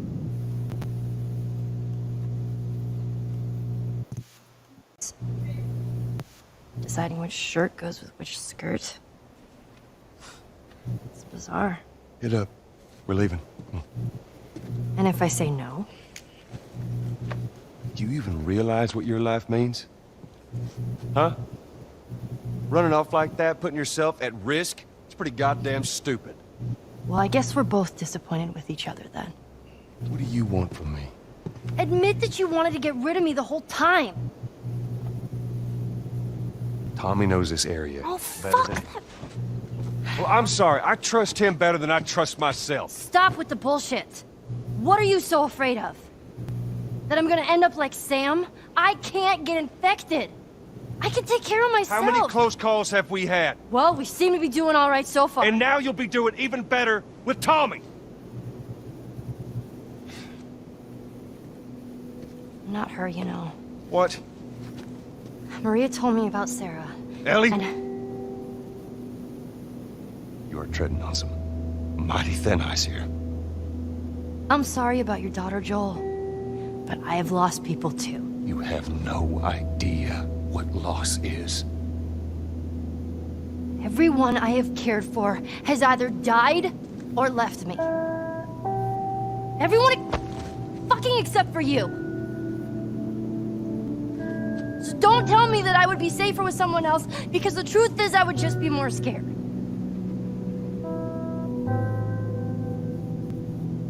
You're right. You're not my daughter. And I sure as hell ain't your dad.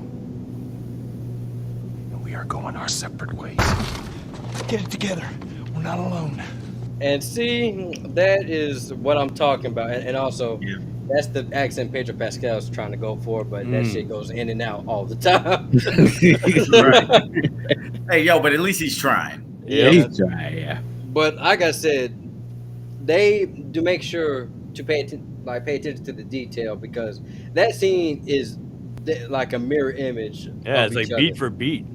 Yes. Yeah. And kudos to Bella Ramsey and Pedro Pascal, because that was probably one of the best acted scenes in the show so far. Yeah. Because I don't know about you, Stead, but I was waiting. I was glued to it though. Like there's two or three scenes that I was waiting to see like redid, and that was one of the scenes. Like everybody that's played the game knows that conversation, and the one thing I do like, because in the game I will always break the tension with gameplay segments, but here there's no gameplay segments. So Joel, like in the game, something always happens where he stops putting his foot in his mouth.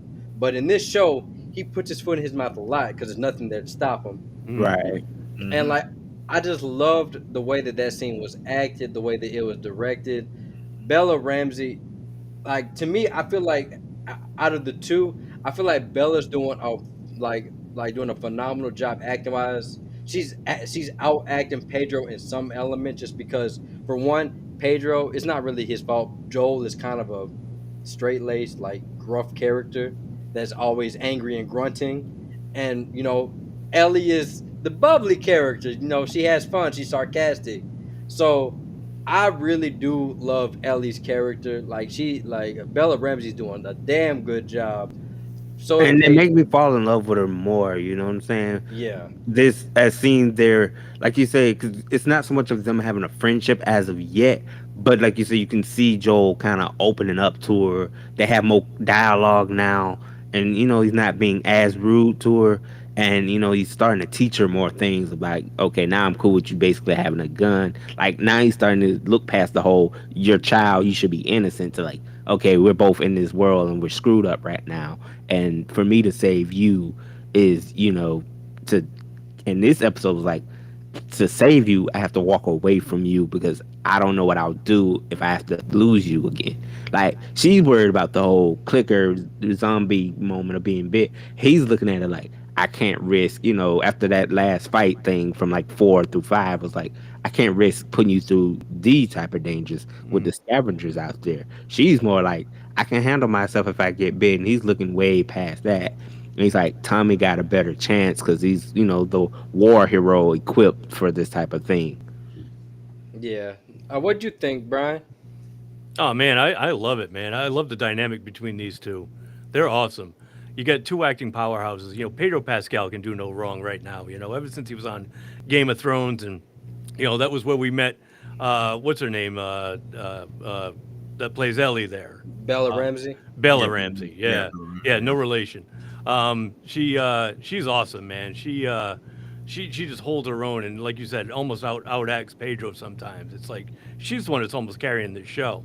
In the story, the fate of the world basically is resting on her shoulders, and it's coming through, man. She's just world weary, but she's also this like wide-eyed, like naive. She's never been out of that compound. Now she's seeing the world for the first time. She's interacting with other kids. She's handling a gun. She's seeing the world for what it is, and it's just awesome to see her just act through this situation that she gets thrust into. Yeah. What about you, Adam? What do you think of these two performances so far?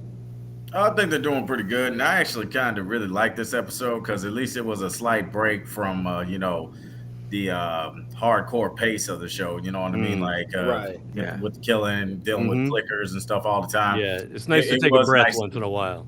Right. It was nice to actually see them have somewhat of a break. Mm-hmm. I kind of appreciate that, even though I am one of the people who loves their action, click, click, boom, or whatnot. Oh But yeah. I think it was pretty cool that it seems like they're doing this formula of every 3 episodes. Let's kind of mellow it out a little bit because the third episode was also fairly mellow. Yeah. We Yeah. learn about Yep. Bill and Frank's story, so I Mhm. think that's pretty good. Yeah. Agreed. I didn't notice that. Yeah, Yeah. and like that's why I say like The Last of Us, it's one of the best stories told throughout all forms of media, just because, like I said, yeah, you can do a simple like shooter, like basic action shooter with like barely any story, but this world itself, like the world, not only it feels lived in, but you meet people in this world you get attached to, and we've seen don't get attached because they're probably going to die. Mm-hmm. Right. Rest in But peace, Huey. yeah, Yeah. but the thing is, like, because people are always saying, "Oh, what's the point of like?" People that would say, "Ain't no point in me watching because I know who's going to die." But yet, these people still tune in every week because Right. these writers, they get you invested in these characters, even the Mhm. villains. Like Kathleen, I feel like she was a good 2 episode villain. Yeah. Oh Like, yeah. Yeah. Yeah. like She reminded me of the governor from the Walking Right. Dead. yeah, before Yeah. he got out. Before Definitely he got with those all- vibes from her in that compound. Yeah, I'm with not all gonna that- lie though, it was kind of hard for me to take her character seriously just because I know her as Rose from 2.5. Even after, Right. Yeah. So, Wait, like, some- wait, some-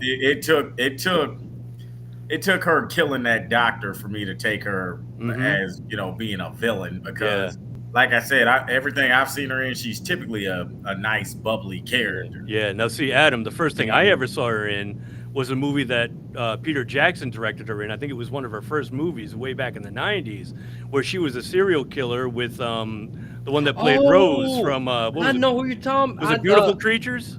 Or beautiful something. I thought, Yeah, yeah, it Beautiful goes Mind. way back, and yeah, she it was like one of her first movies too. So that's what introduced me to her. So now it's like, oh, she's coming back to that again. Oh, okay. Yeah, I've never seen that. So Oh yeah, yeah, that's yeah, that's how yeah. come Right. The whole sitcom stuff came way later, man. Yeah, She that started off movie. playing meaty stuff like that. Yeah, that movie kind of a rough watch too. Yeah, it is. Yeah.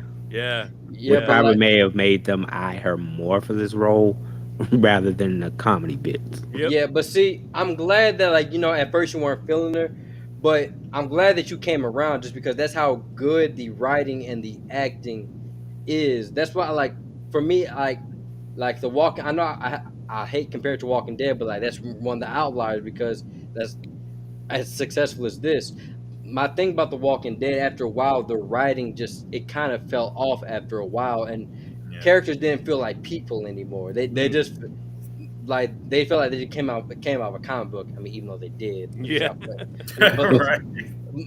but they're playing like it like real world dynamic. This it still feels like the real world, like the conversations with people and whatnot.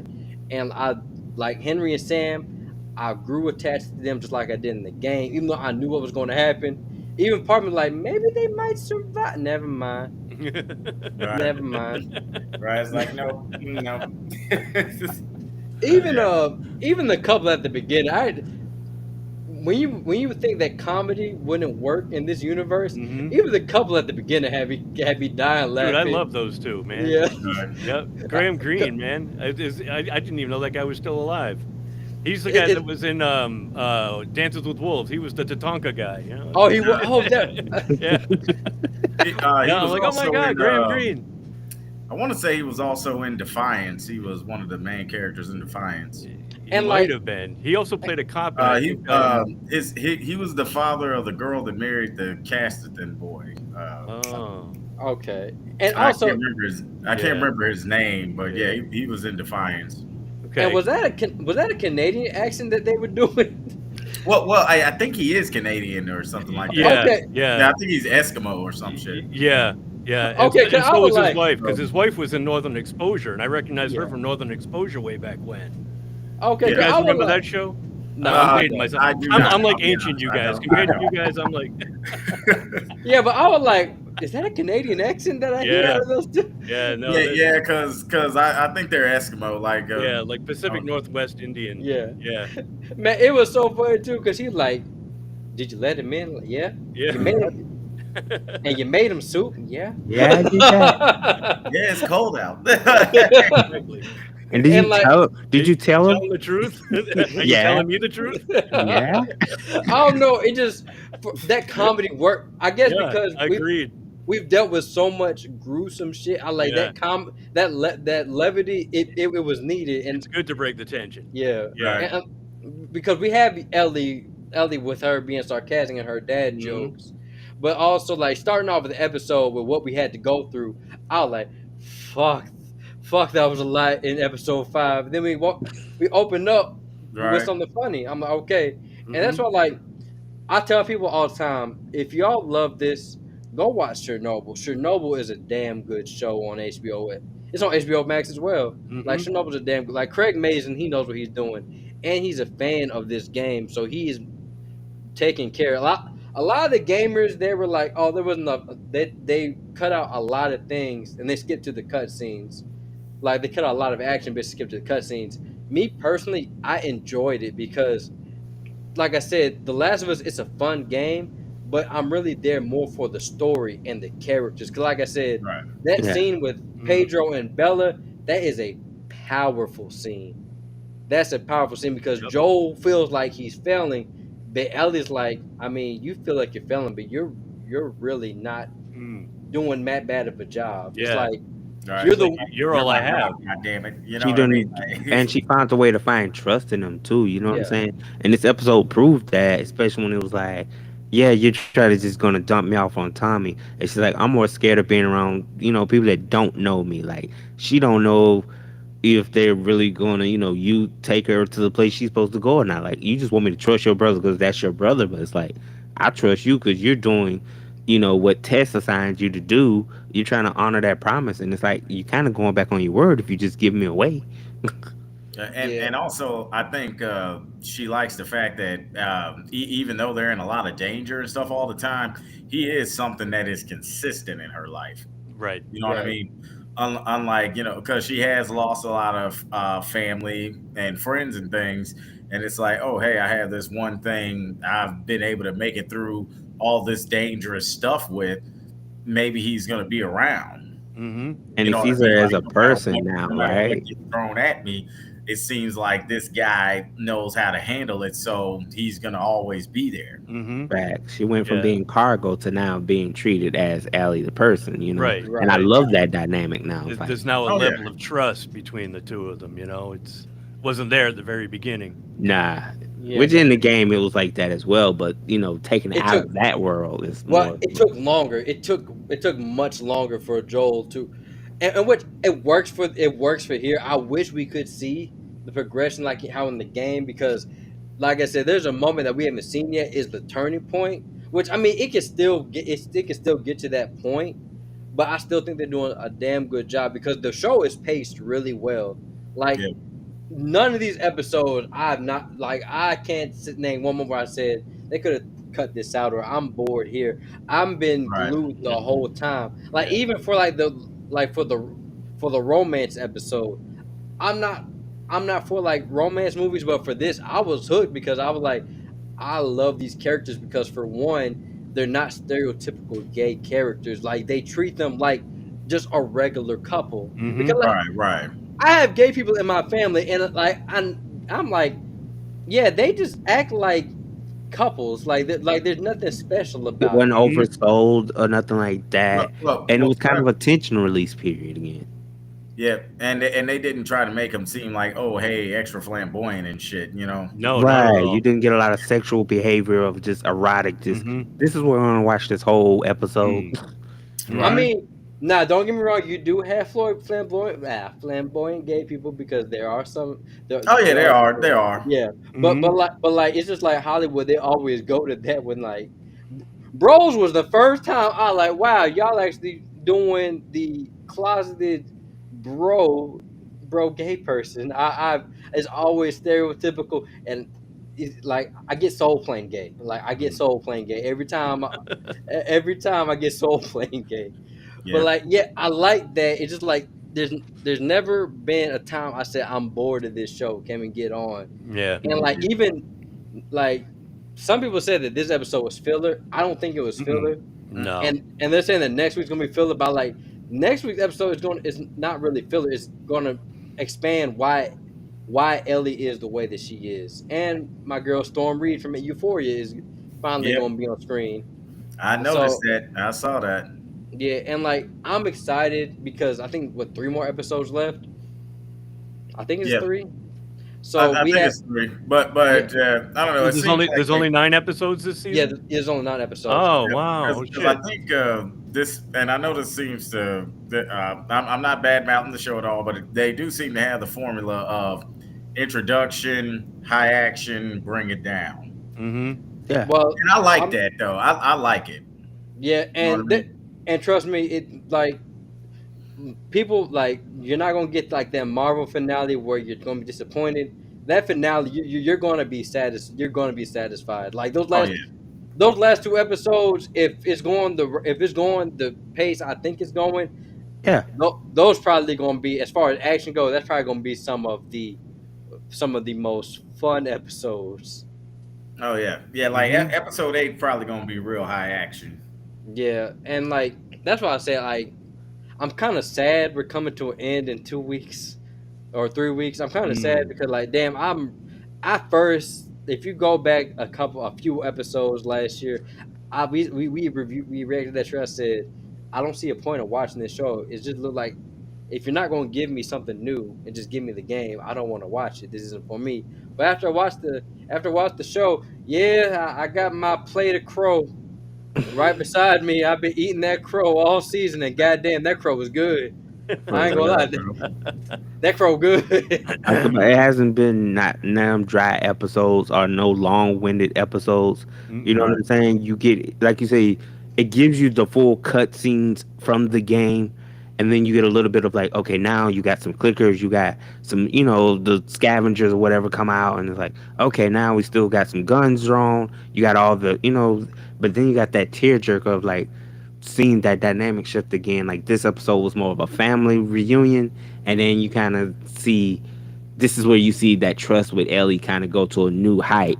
And then, as it ended, it plays out like in the game. Well, Joel got hurt, which for me, when I played, it was like the moment I fell in love. Because now, in episode 8, you see Ellie more take the reins of protecting Joel and have to do her thing and take out some bad guys. Yeah, and Right. also somebody was saying I'm mad they didn't give Joel. I'm mad they didn't impale Joel like they did in the game. And I told the person, if Joel fell from that height and got impaled the way he got impaled, Joel would be dead and Yeah. shattered bones on the ground. He is 56 years old. That works in the video game because that is a video game. Right? Right. Right. It's like, This come is on, not guys. Wolverine. This is no healing factor. No way. This ain't the Fast and the Furious. You can't be flying through the air and slamming into shit and survive. Hell no. Like- I'm 55. If I sneeze too hard, my back goes out. Yeah, and like I'm not gonna lie, it took I don't know about you, but it took me for a surprise because like when's he gonna get hurt? He's fine. Oh shit! Once I saw the snow immediately, I was like, yes, this is the moment I loved in the game. No, like I knew it was coming, but I didn't. I thought that they were just gonna like deviate from him getting hurt because at first like, oh, he's fine. He took that guy no problem. Then Yeah. there's a bat sticking out of his stomach. Yep. Right. I was like, oh, Yep. oh shit, and like. I was like, wow, that, and like I said, it also the moment he was teaching her how to shoot the gun, it was like those new additions that I like because it solidifies how much their relationship is growing, and like I'm like, How much God. they've come to trust each other. You know? Yes, Oh yeah. and I'm like, man, why can't other adaptations do this? Like you have the source material there, just add to it. Mm-hmm. Like Castlevania and Arcane are lucky because they don't really have much to work with. Like, Yeah. Nobody liked those games. well, no, people love Castlevania. Like, Yeah. I didn't like League of Legends. I'm gonna tell you that right now. well, League of Legends like it different because League of Legends is like for a set group of people, but Castlevania games it was like that Metrovania style, Yeah. like that was a style in like the 80s and the 90s. So, Oh yeah, it was just a side scroller. You just kept Yeah. moving. You just kept moving. You just kept moving. Yeah, but there was no complex characters in No. Castlevania. I'm gonna tell you that No. right now. But yeah, man, like this is just how you do a video game adaptation, and like to me, this shit still holds the highest of gourmets for me, just because I feel like there's not been no fault. The weakest episode probably episode 4, but that still to me was still a damn good episode. Yeah. So for that to be the weakest episode, still be a damn good episode, it's like I don't know what else you can do. I don't know like I don't know how else you can describe it. But was there any other moments y'all liked from this episode? Well, there is something I actually do kind of like about Joel and Ellie's relationship. Ellie doesn't seem like a surrogate Sarah. You know what I mean? Like with a lot of like, I thought they probably would have tried to go that route to where it's like, oh, she's kind of like his daughter, but Oh Yeah. no, you don't get that at all from no, she's Right. Joel. And he Yeah, doesn't like- want that either. like Joel and Ellie. Joel does not seem to look at Ellie as his daughter. Mm-mm. Right. No, There's no like- Blake like- stares, even when she He sleeps. cares about her and she or whatnot, but it's not one of those. Hey, I feel like I'm gonna, I'm afraid of getting hurt and losing my daughter again, type thing. Right. You know what I Yeah. mean? It's just one of those things where it's like, and even when he was trying to pass her off on Tommy, it was more to me like he just didn't want to not fulfill what he promised to Tess. Mm. You know what I mean? Yeah, he does care about her too, but it wasn't just, oh hey, she's so important, and I care about her so much, and oh my God, nah, you didn't get that. It was more of, hey, I'm gonna fail. You know what I Right. mean? Mm-hmm. And that's his fear, right? This whole time, because this little slip was like he realized I'm 56 now. Like I don't hear like she told him in the last episode, like I noticed you're not hearing on this certain side. You know what I'm saying? Your left side or whatever. And it's kind of like you got to accept the fact that Joel's not as young as he once was now. And this is a tough burden on him. Like it's a lot because he wants to still defend her innocence, but then it's like, why even keep trying at this point? Yeah, because Right. like 'cause it's like small things like in episode 4 when like he tells her to go on the wall because he don't want her to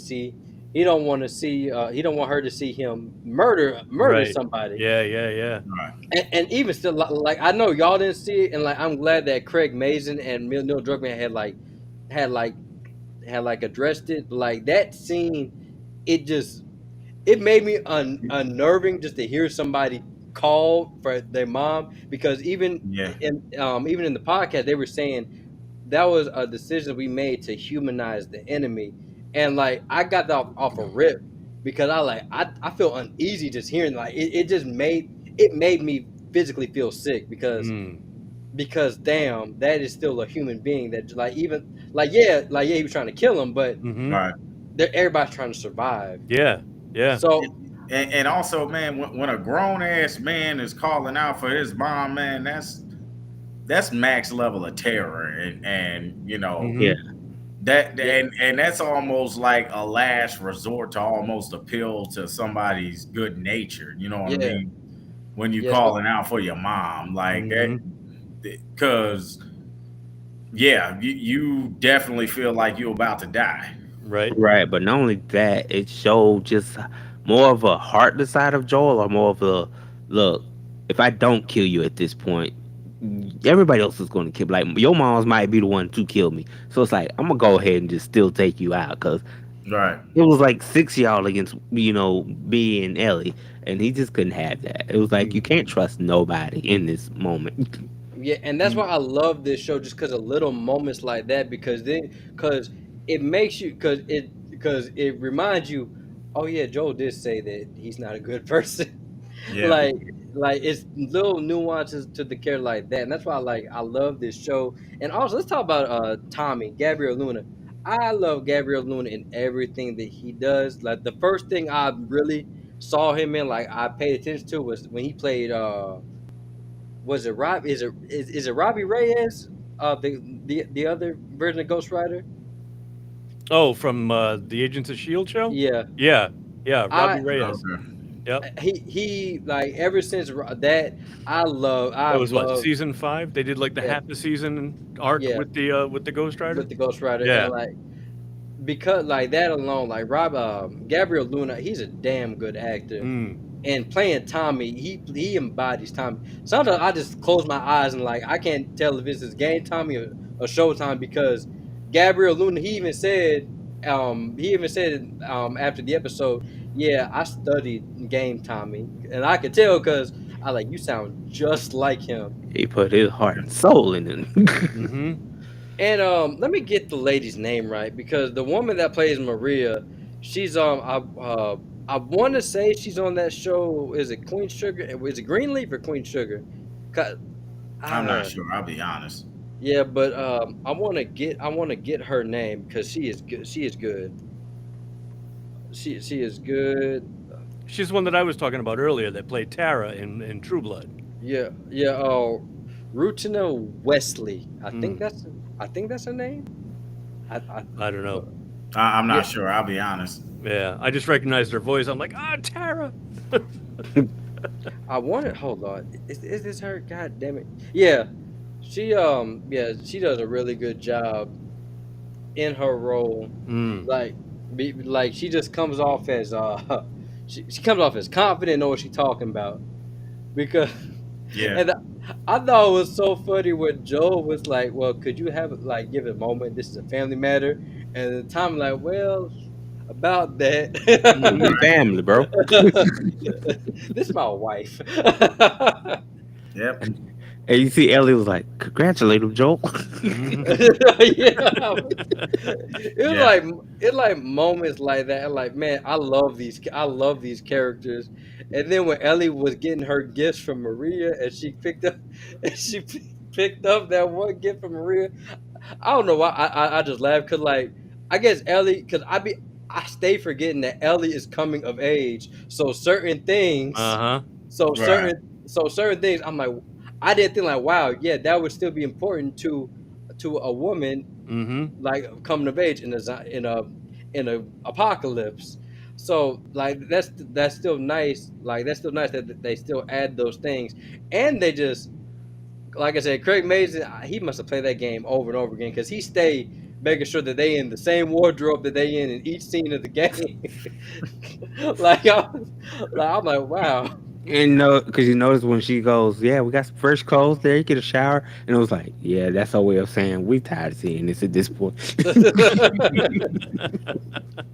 Yeah, but yeah, I don't know what else more to say about the show. Is like this show is great. It's Yeah. amazing. It's Emmy Yeah. worthy. I feel like Yeah. it's Emmy Like, pop. Agreed. mhm. Yep. They Yeah, better And recognize this this is show one of the next few year at awards shows. time. no, we're This is one of the few shows I could actually say I have no problems with it. Mm-hmm. Like Even if that. you're not I a want fan to of the be video critical of game, I something, feel but I like it's can't. something. yeah, You know. Mm-hmm. like this show is damn. I'm glad I get to eat crow for once because I was that snarky video game nerd. Well, if it's like the game, why would I want to play this? Oh, all right. Okay. I do have one small nitpicky pet peeve. I still want to see Sarah's mom. You're not going to see Sarah's mom. It just kind of sucks because it's like I'm like, guys, she's clearly not, Hispanic, so like, yeah, I Even don't when they know. did that flashback again, I was like, It "Yep, just I kind saw." of, I don't know why, but for some reason I just want to see her mom. And I don't know. It's stupid, but It's okay. And then also, I'm it's real glad that stupid. But Well, then if you seen who Tommy wife was, you kind of see the dynamic now. yeah, yeah, like also one thing I'm glad that the show addresses it. Like I'm glad they address Joel's age because yeah, when he's having those panic attacks, it's not only from him remembering Henry and Sam, but it's also complications because of his age. And I like that because right. people like I love how they don't try to make Joel as a superhero in the show because Joel he does get bested sometimes. Like people do get the best of him sometimes because he's 56 and deaf in one ear. I do like that. I do like that. It's the And humanization of it all, all the way through. and Mm-hmm. also he clearly has high blood pressure too. That's Yeah, another thing that I yeah. like. They're showing is like, yeah, All he that clearly has high blood pressure. Oh yeah. all that all that damn beef jerky he got it. He be eating from the QC. Right. Yeah, But because yeah, like when I saw him grabbing his chest and stuff, I'm like, yeah, that's that hypertension. yeah. Ate too But, fast. Skyrocket. Right. but yeah, man. I really do love this show. I love this show. I'm gonna be sad when it goes away in 3 weeks. But it's already renewed for season 2, so I'm kind of relieved. Yeah, you got something to Yeah, look forward that, to. that helps.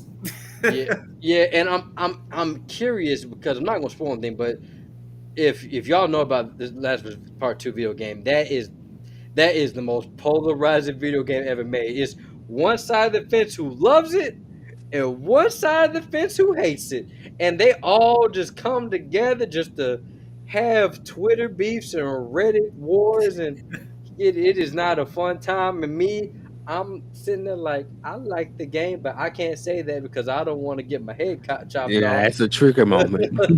Well, so it's sort of like Broly from Dragon Ball Z. You either love him or you hate him. He's like either your favorite character or you freaking hate him. Oh, I always love Broly, even when they Yeah. talk about him as a legend of Super Saiyan, though. I put Yeah. I Like for don't me, know. he was my favorite Saiyan, but Exactly. but then you meet everybody else though. If you don't like him, you really hate his ass. It's Yeah, weird. I mean, yeah, I guess kind of like that. I'm still excited just because these writers are just damn good, and like as long as Craig Mays and Neil Druckmann still collaborating, I'm gonna be for it. and they already said we are not. We are only going as far as the games go. So until The Last of Us Part 3 comes out, we are not making a season 3. Oh, nice. Well, hey, And that's and cool. that's how it should go. You Yeah. should not you should go as far as the game goes, not try to make your own shit. Yeah, Like because Resident, look how well it worked out for the Game of Thrones guys. You know, once they got past the books and they tried to do it on their own, the whole thing fell apart in the end. yeah, Yeah. yeah. But in all fairness, though, they never did. They didn't finish the books, No, right? No, he still hasn't finished the book. No, Yeah. No, Yeah. no, that George was- R. Martin. He takes his freaking ass time. yeah. Well, but that's the thing, though. They couldn't just not have a show. Yeah. You They know what I could've- mean? Like it has to have some level of conclusion. Oh yeah. Right. Yeah, You yeah. know, but I do write it agree better. with you for the most part with that, because I tell folks this all the time. Hell, look at the movie The Crow. Mm-hmm. That first movie covered that comic. Yeah. You know what I mean? Completely covered it. Great movie. Y'all did not need to make 3 more movies. Nope. Yeah, Nope. And now it's in the process of being rebooted all over again. and Yep. then I'm just not like, okay with that. I'm not okay with Spawn being rebooted and Jamie Foxx is taking the lead. and then just like Resident Evil, I know it always comes back to that, but it just I don't know if like the studios like you ain't gotta play the game. There are cutscenes on YouTube. They break them down in the movies on YouTube. You can watch those. You can literally watch those. And like the one time they tried to follow the game, they still couldn't get the shit right. Cause I like welcome Yeah, to Raccoon City tried. it tried, but like don't know the essence of the character of Leon, do you? Like At all. I really want to do a bad movie review of that because it just at this point it's just laughably. I finally watched it, so we can if you want. It's just laughably bad. I don't know if you've seen it, Brian, What's but that? Resident Evil: Welcome to Raccoon City came out. No, I haven't seen that one. No, I gave It- up a while ago on the Resident Evil movies. See, I wish I could. I'm such a fan. I just pray like this man. Watching this show makes me mad that I can't get a good Resident Evil. He was pissed about it. We did a couple of review mentions of it a while back since I've been a part of this brand. because the thing about it is the story. You know, I'm a huge fan. The story's not that strong, so I'm like, why can't you do a good movie on it? I don't know. Look, man, it's just how it is, bro. But You know? why? The Last of Us is so good. Yeah. That's because of the writers actually like associated with the game developers. That's it. doesn't That's have when a you pay very attention to the strong- source material. Tekken doesn't have a very strong story. They couldn't make a decent Tekken movie. Well, first of all, Tekken doesn't work as a movie. I never really thought that a lot I of these. think it would. I feel like it worked better as a show because I've always felt like it's so much shit going on, Yeah, especially Mortal Kombat.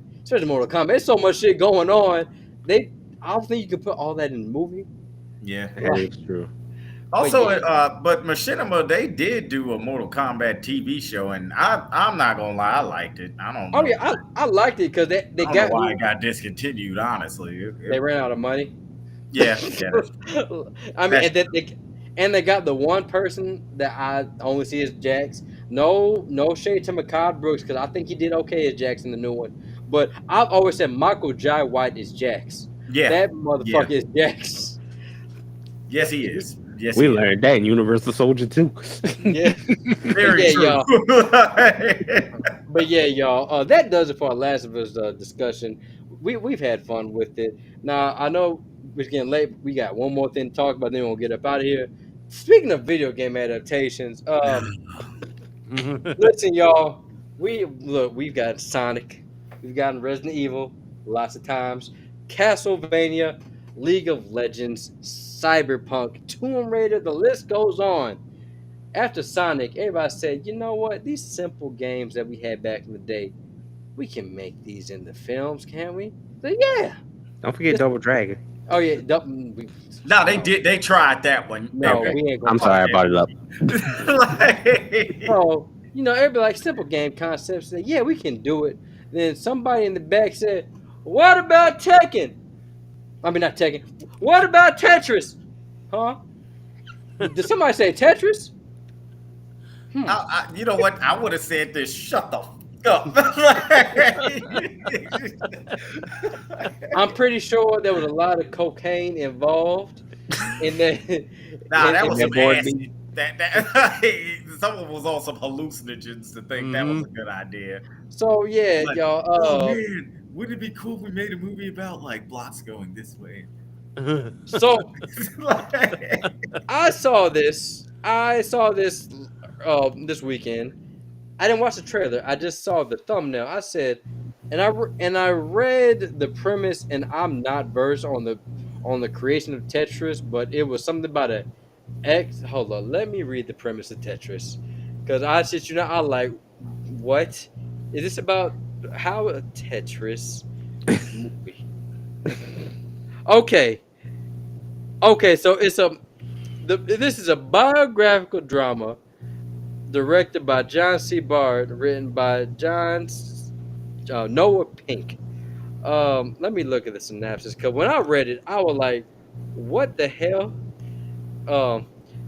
An American and Russian computer geek form an unlikely friendship as they try to evade the KGB and smuggle the world's most famous video game out the Soviet Union.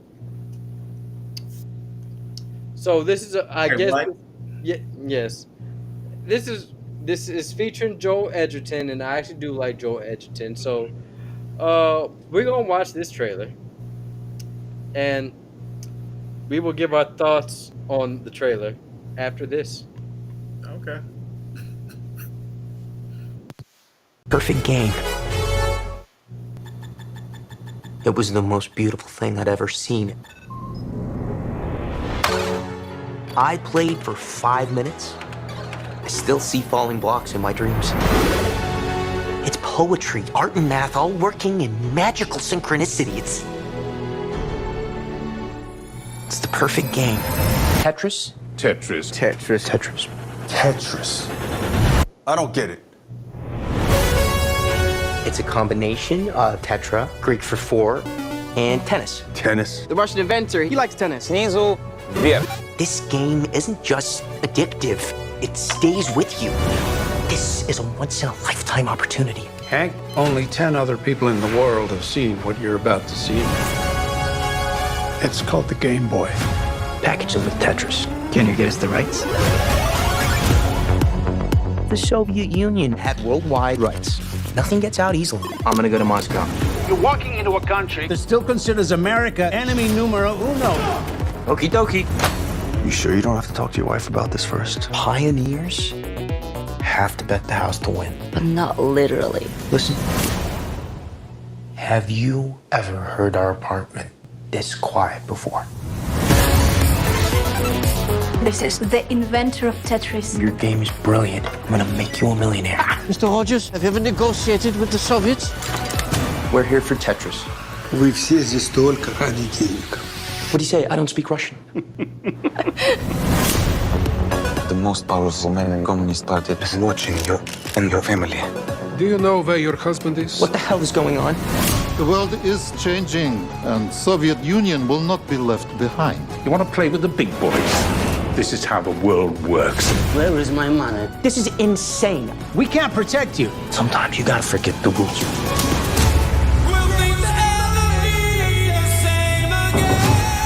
Go, go, go, go! This is criminal. The Soviet Union is about to implode. They're lying. Everybody's lying. Go home. The cavalry is coming. We don't have time. I have a plan. Oh, come on. You guys are the kings of cliffhangers.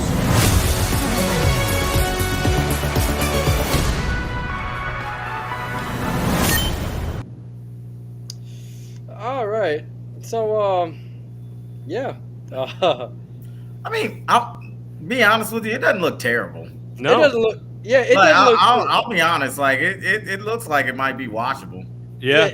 I think it's where it should be. Apple TV Plus. Right. Yeah, definitely not in the movies. Yeah, but Yeah, like I mean, said, I wouldn't mind watching it. I'm about to say, it does look intriguing because like when I first heard like what the fuck why are there a Tetris movie? They were like, oh, that actually sounds kind of interesting. Now Mm. I'm pretty sure half that shit did not fucking happen. Right. Right? If you have Yeah. a whole Russian spy movie in there. Mm-hmm. But Yeah, it's based on a true story. yeah, Like we figured out that based on a true story can be pretty liberal, especially after That's true. the Woman King. yeah, This is like if you took that movie, Steve Jobs movie, not the Ashton Kutcher one, but the other one, and Oh then yeah, you yeah. mixed it with Pixels, and then just added like some random war movie, and Mm-hmm. just bam, there Yeah. you go, Tetris. Yeah. Well, I'll be honest.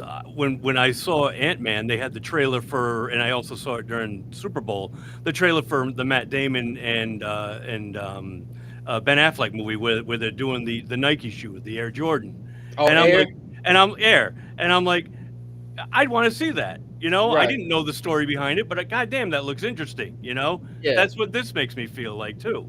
Yeah. My only thing, my only my only hesitance to this movie is some of that dialogue is so damn ham fisted and forced. It's called the Game Boy. I like come on now. You had to say it like that. Mm-hmm. Hey man, Like you know how many kids nowadays don't know what the hell that is? Mm-hmm. no, but I'm saying it's just the way that the lines are delivered is why it's kind of making me nervous. I kind of see why it's going to Apple Plus because like Right. I just feel like some of this dialogue is just going to it's going to feel forced because they're like, oh, look at product Mm. placement, Yeah. product place. Like You're gonna I'm emphasize on it. But that's what Tetris was available on way back yeah in the day too. Well, And yeah the but Game Jason, Boy, I the think Game that's Boy was the actually going to add console to some. have.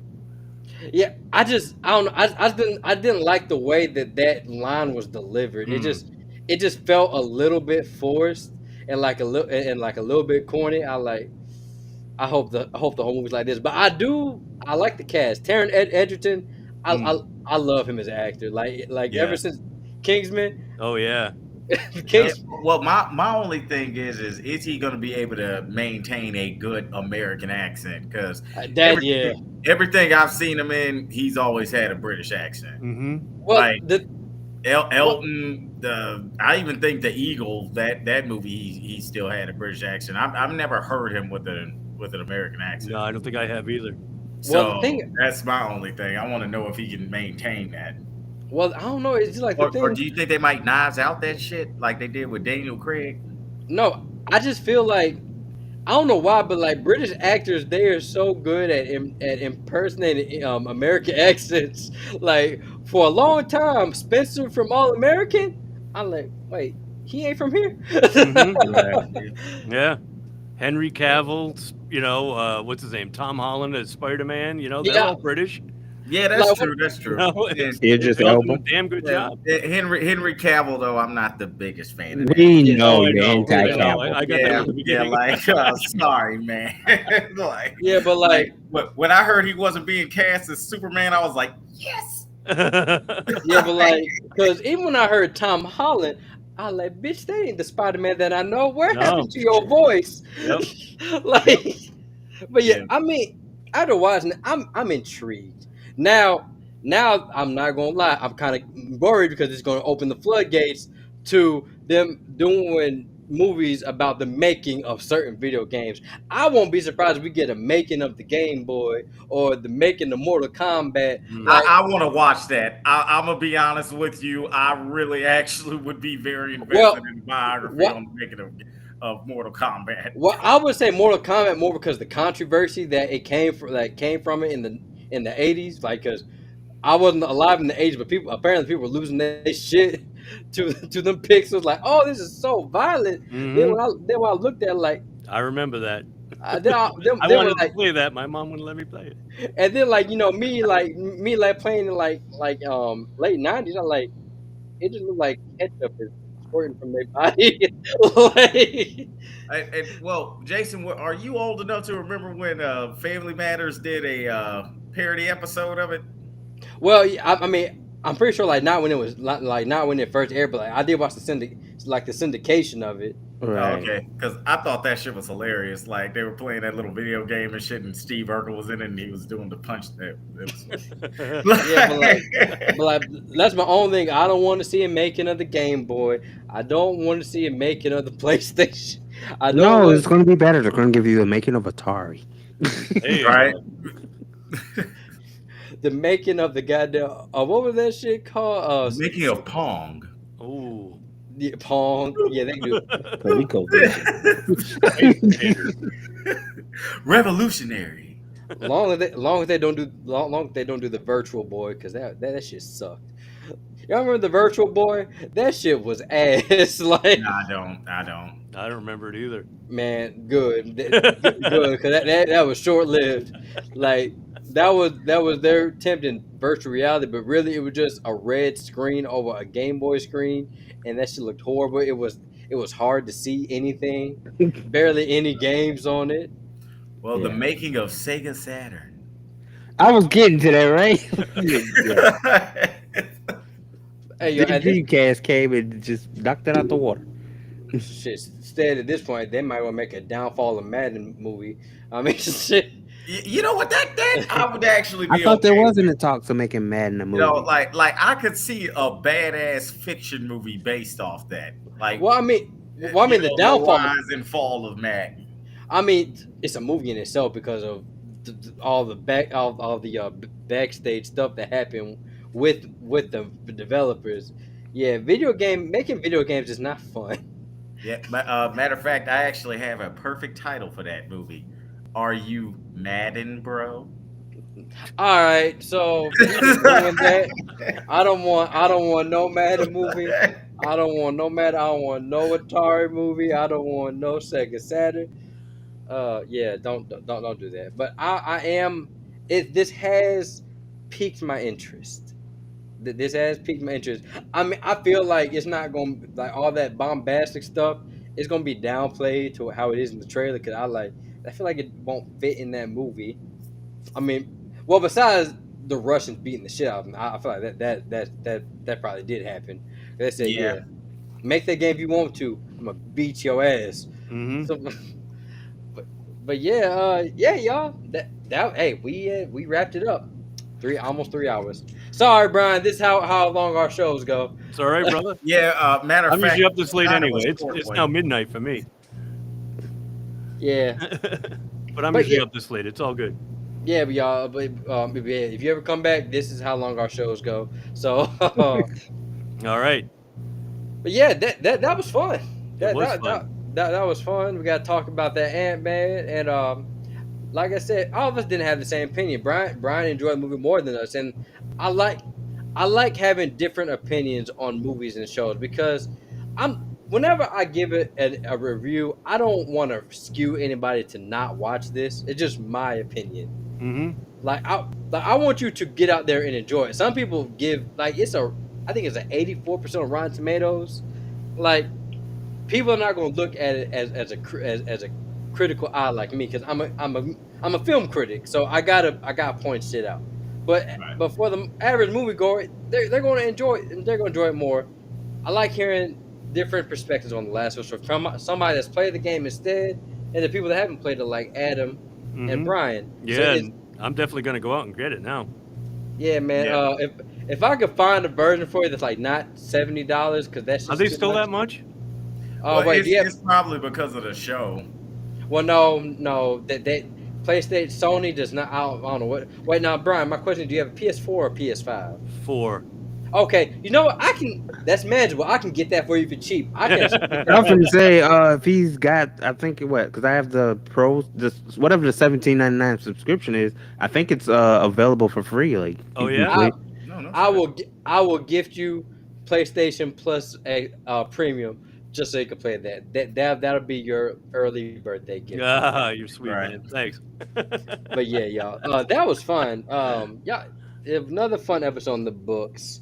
Y'all know where to find us. That's Bring the Popcorn. That's Facebook, Instagram, TikTok. I'm gonna do more TikToks, y'all. I'm gonna do more TikToks.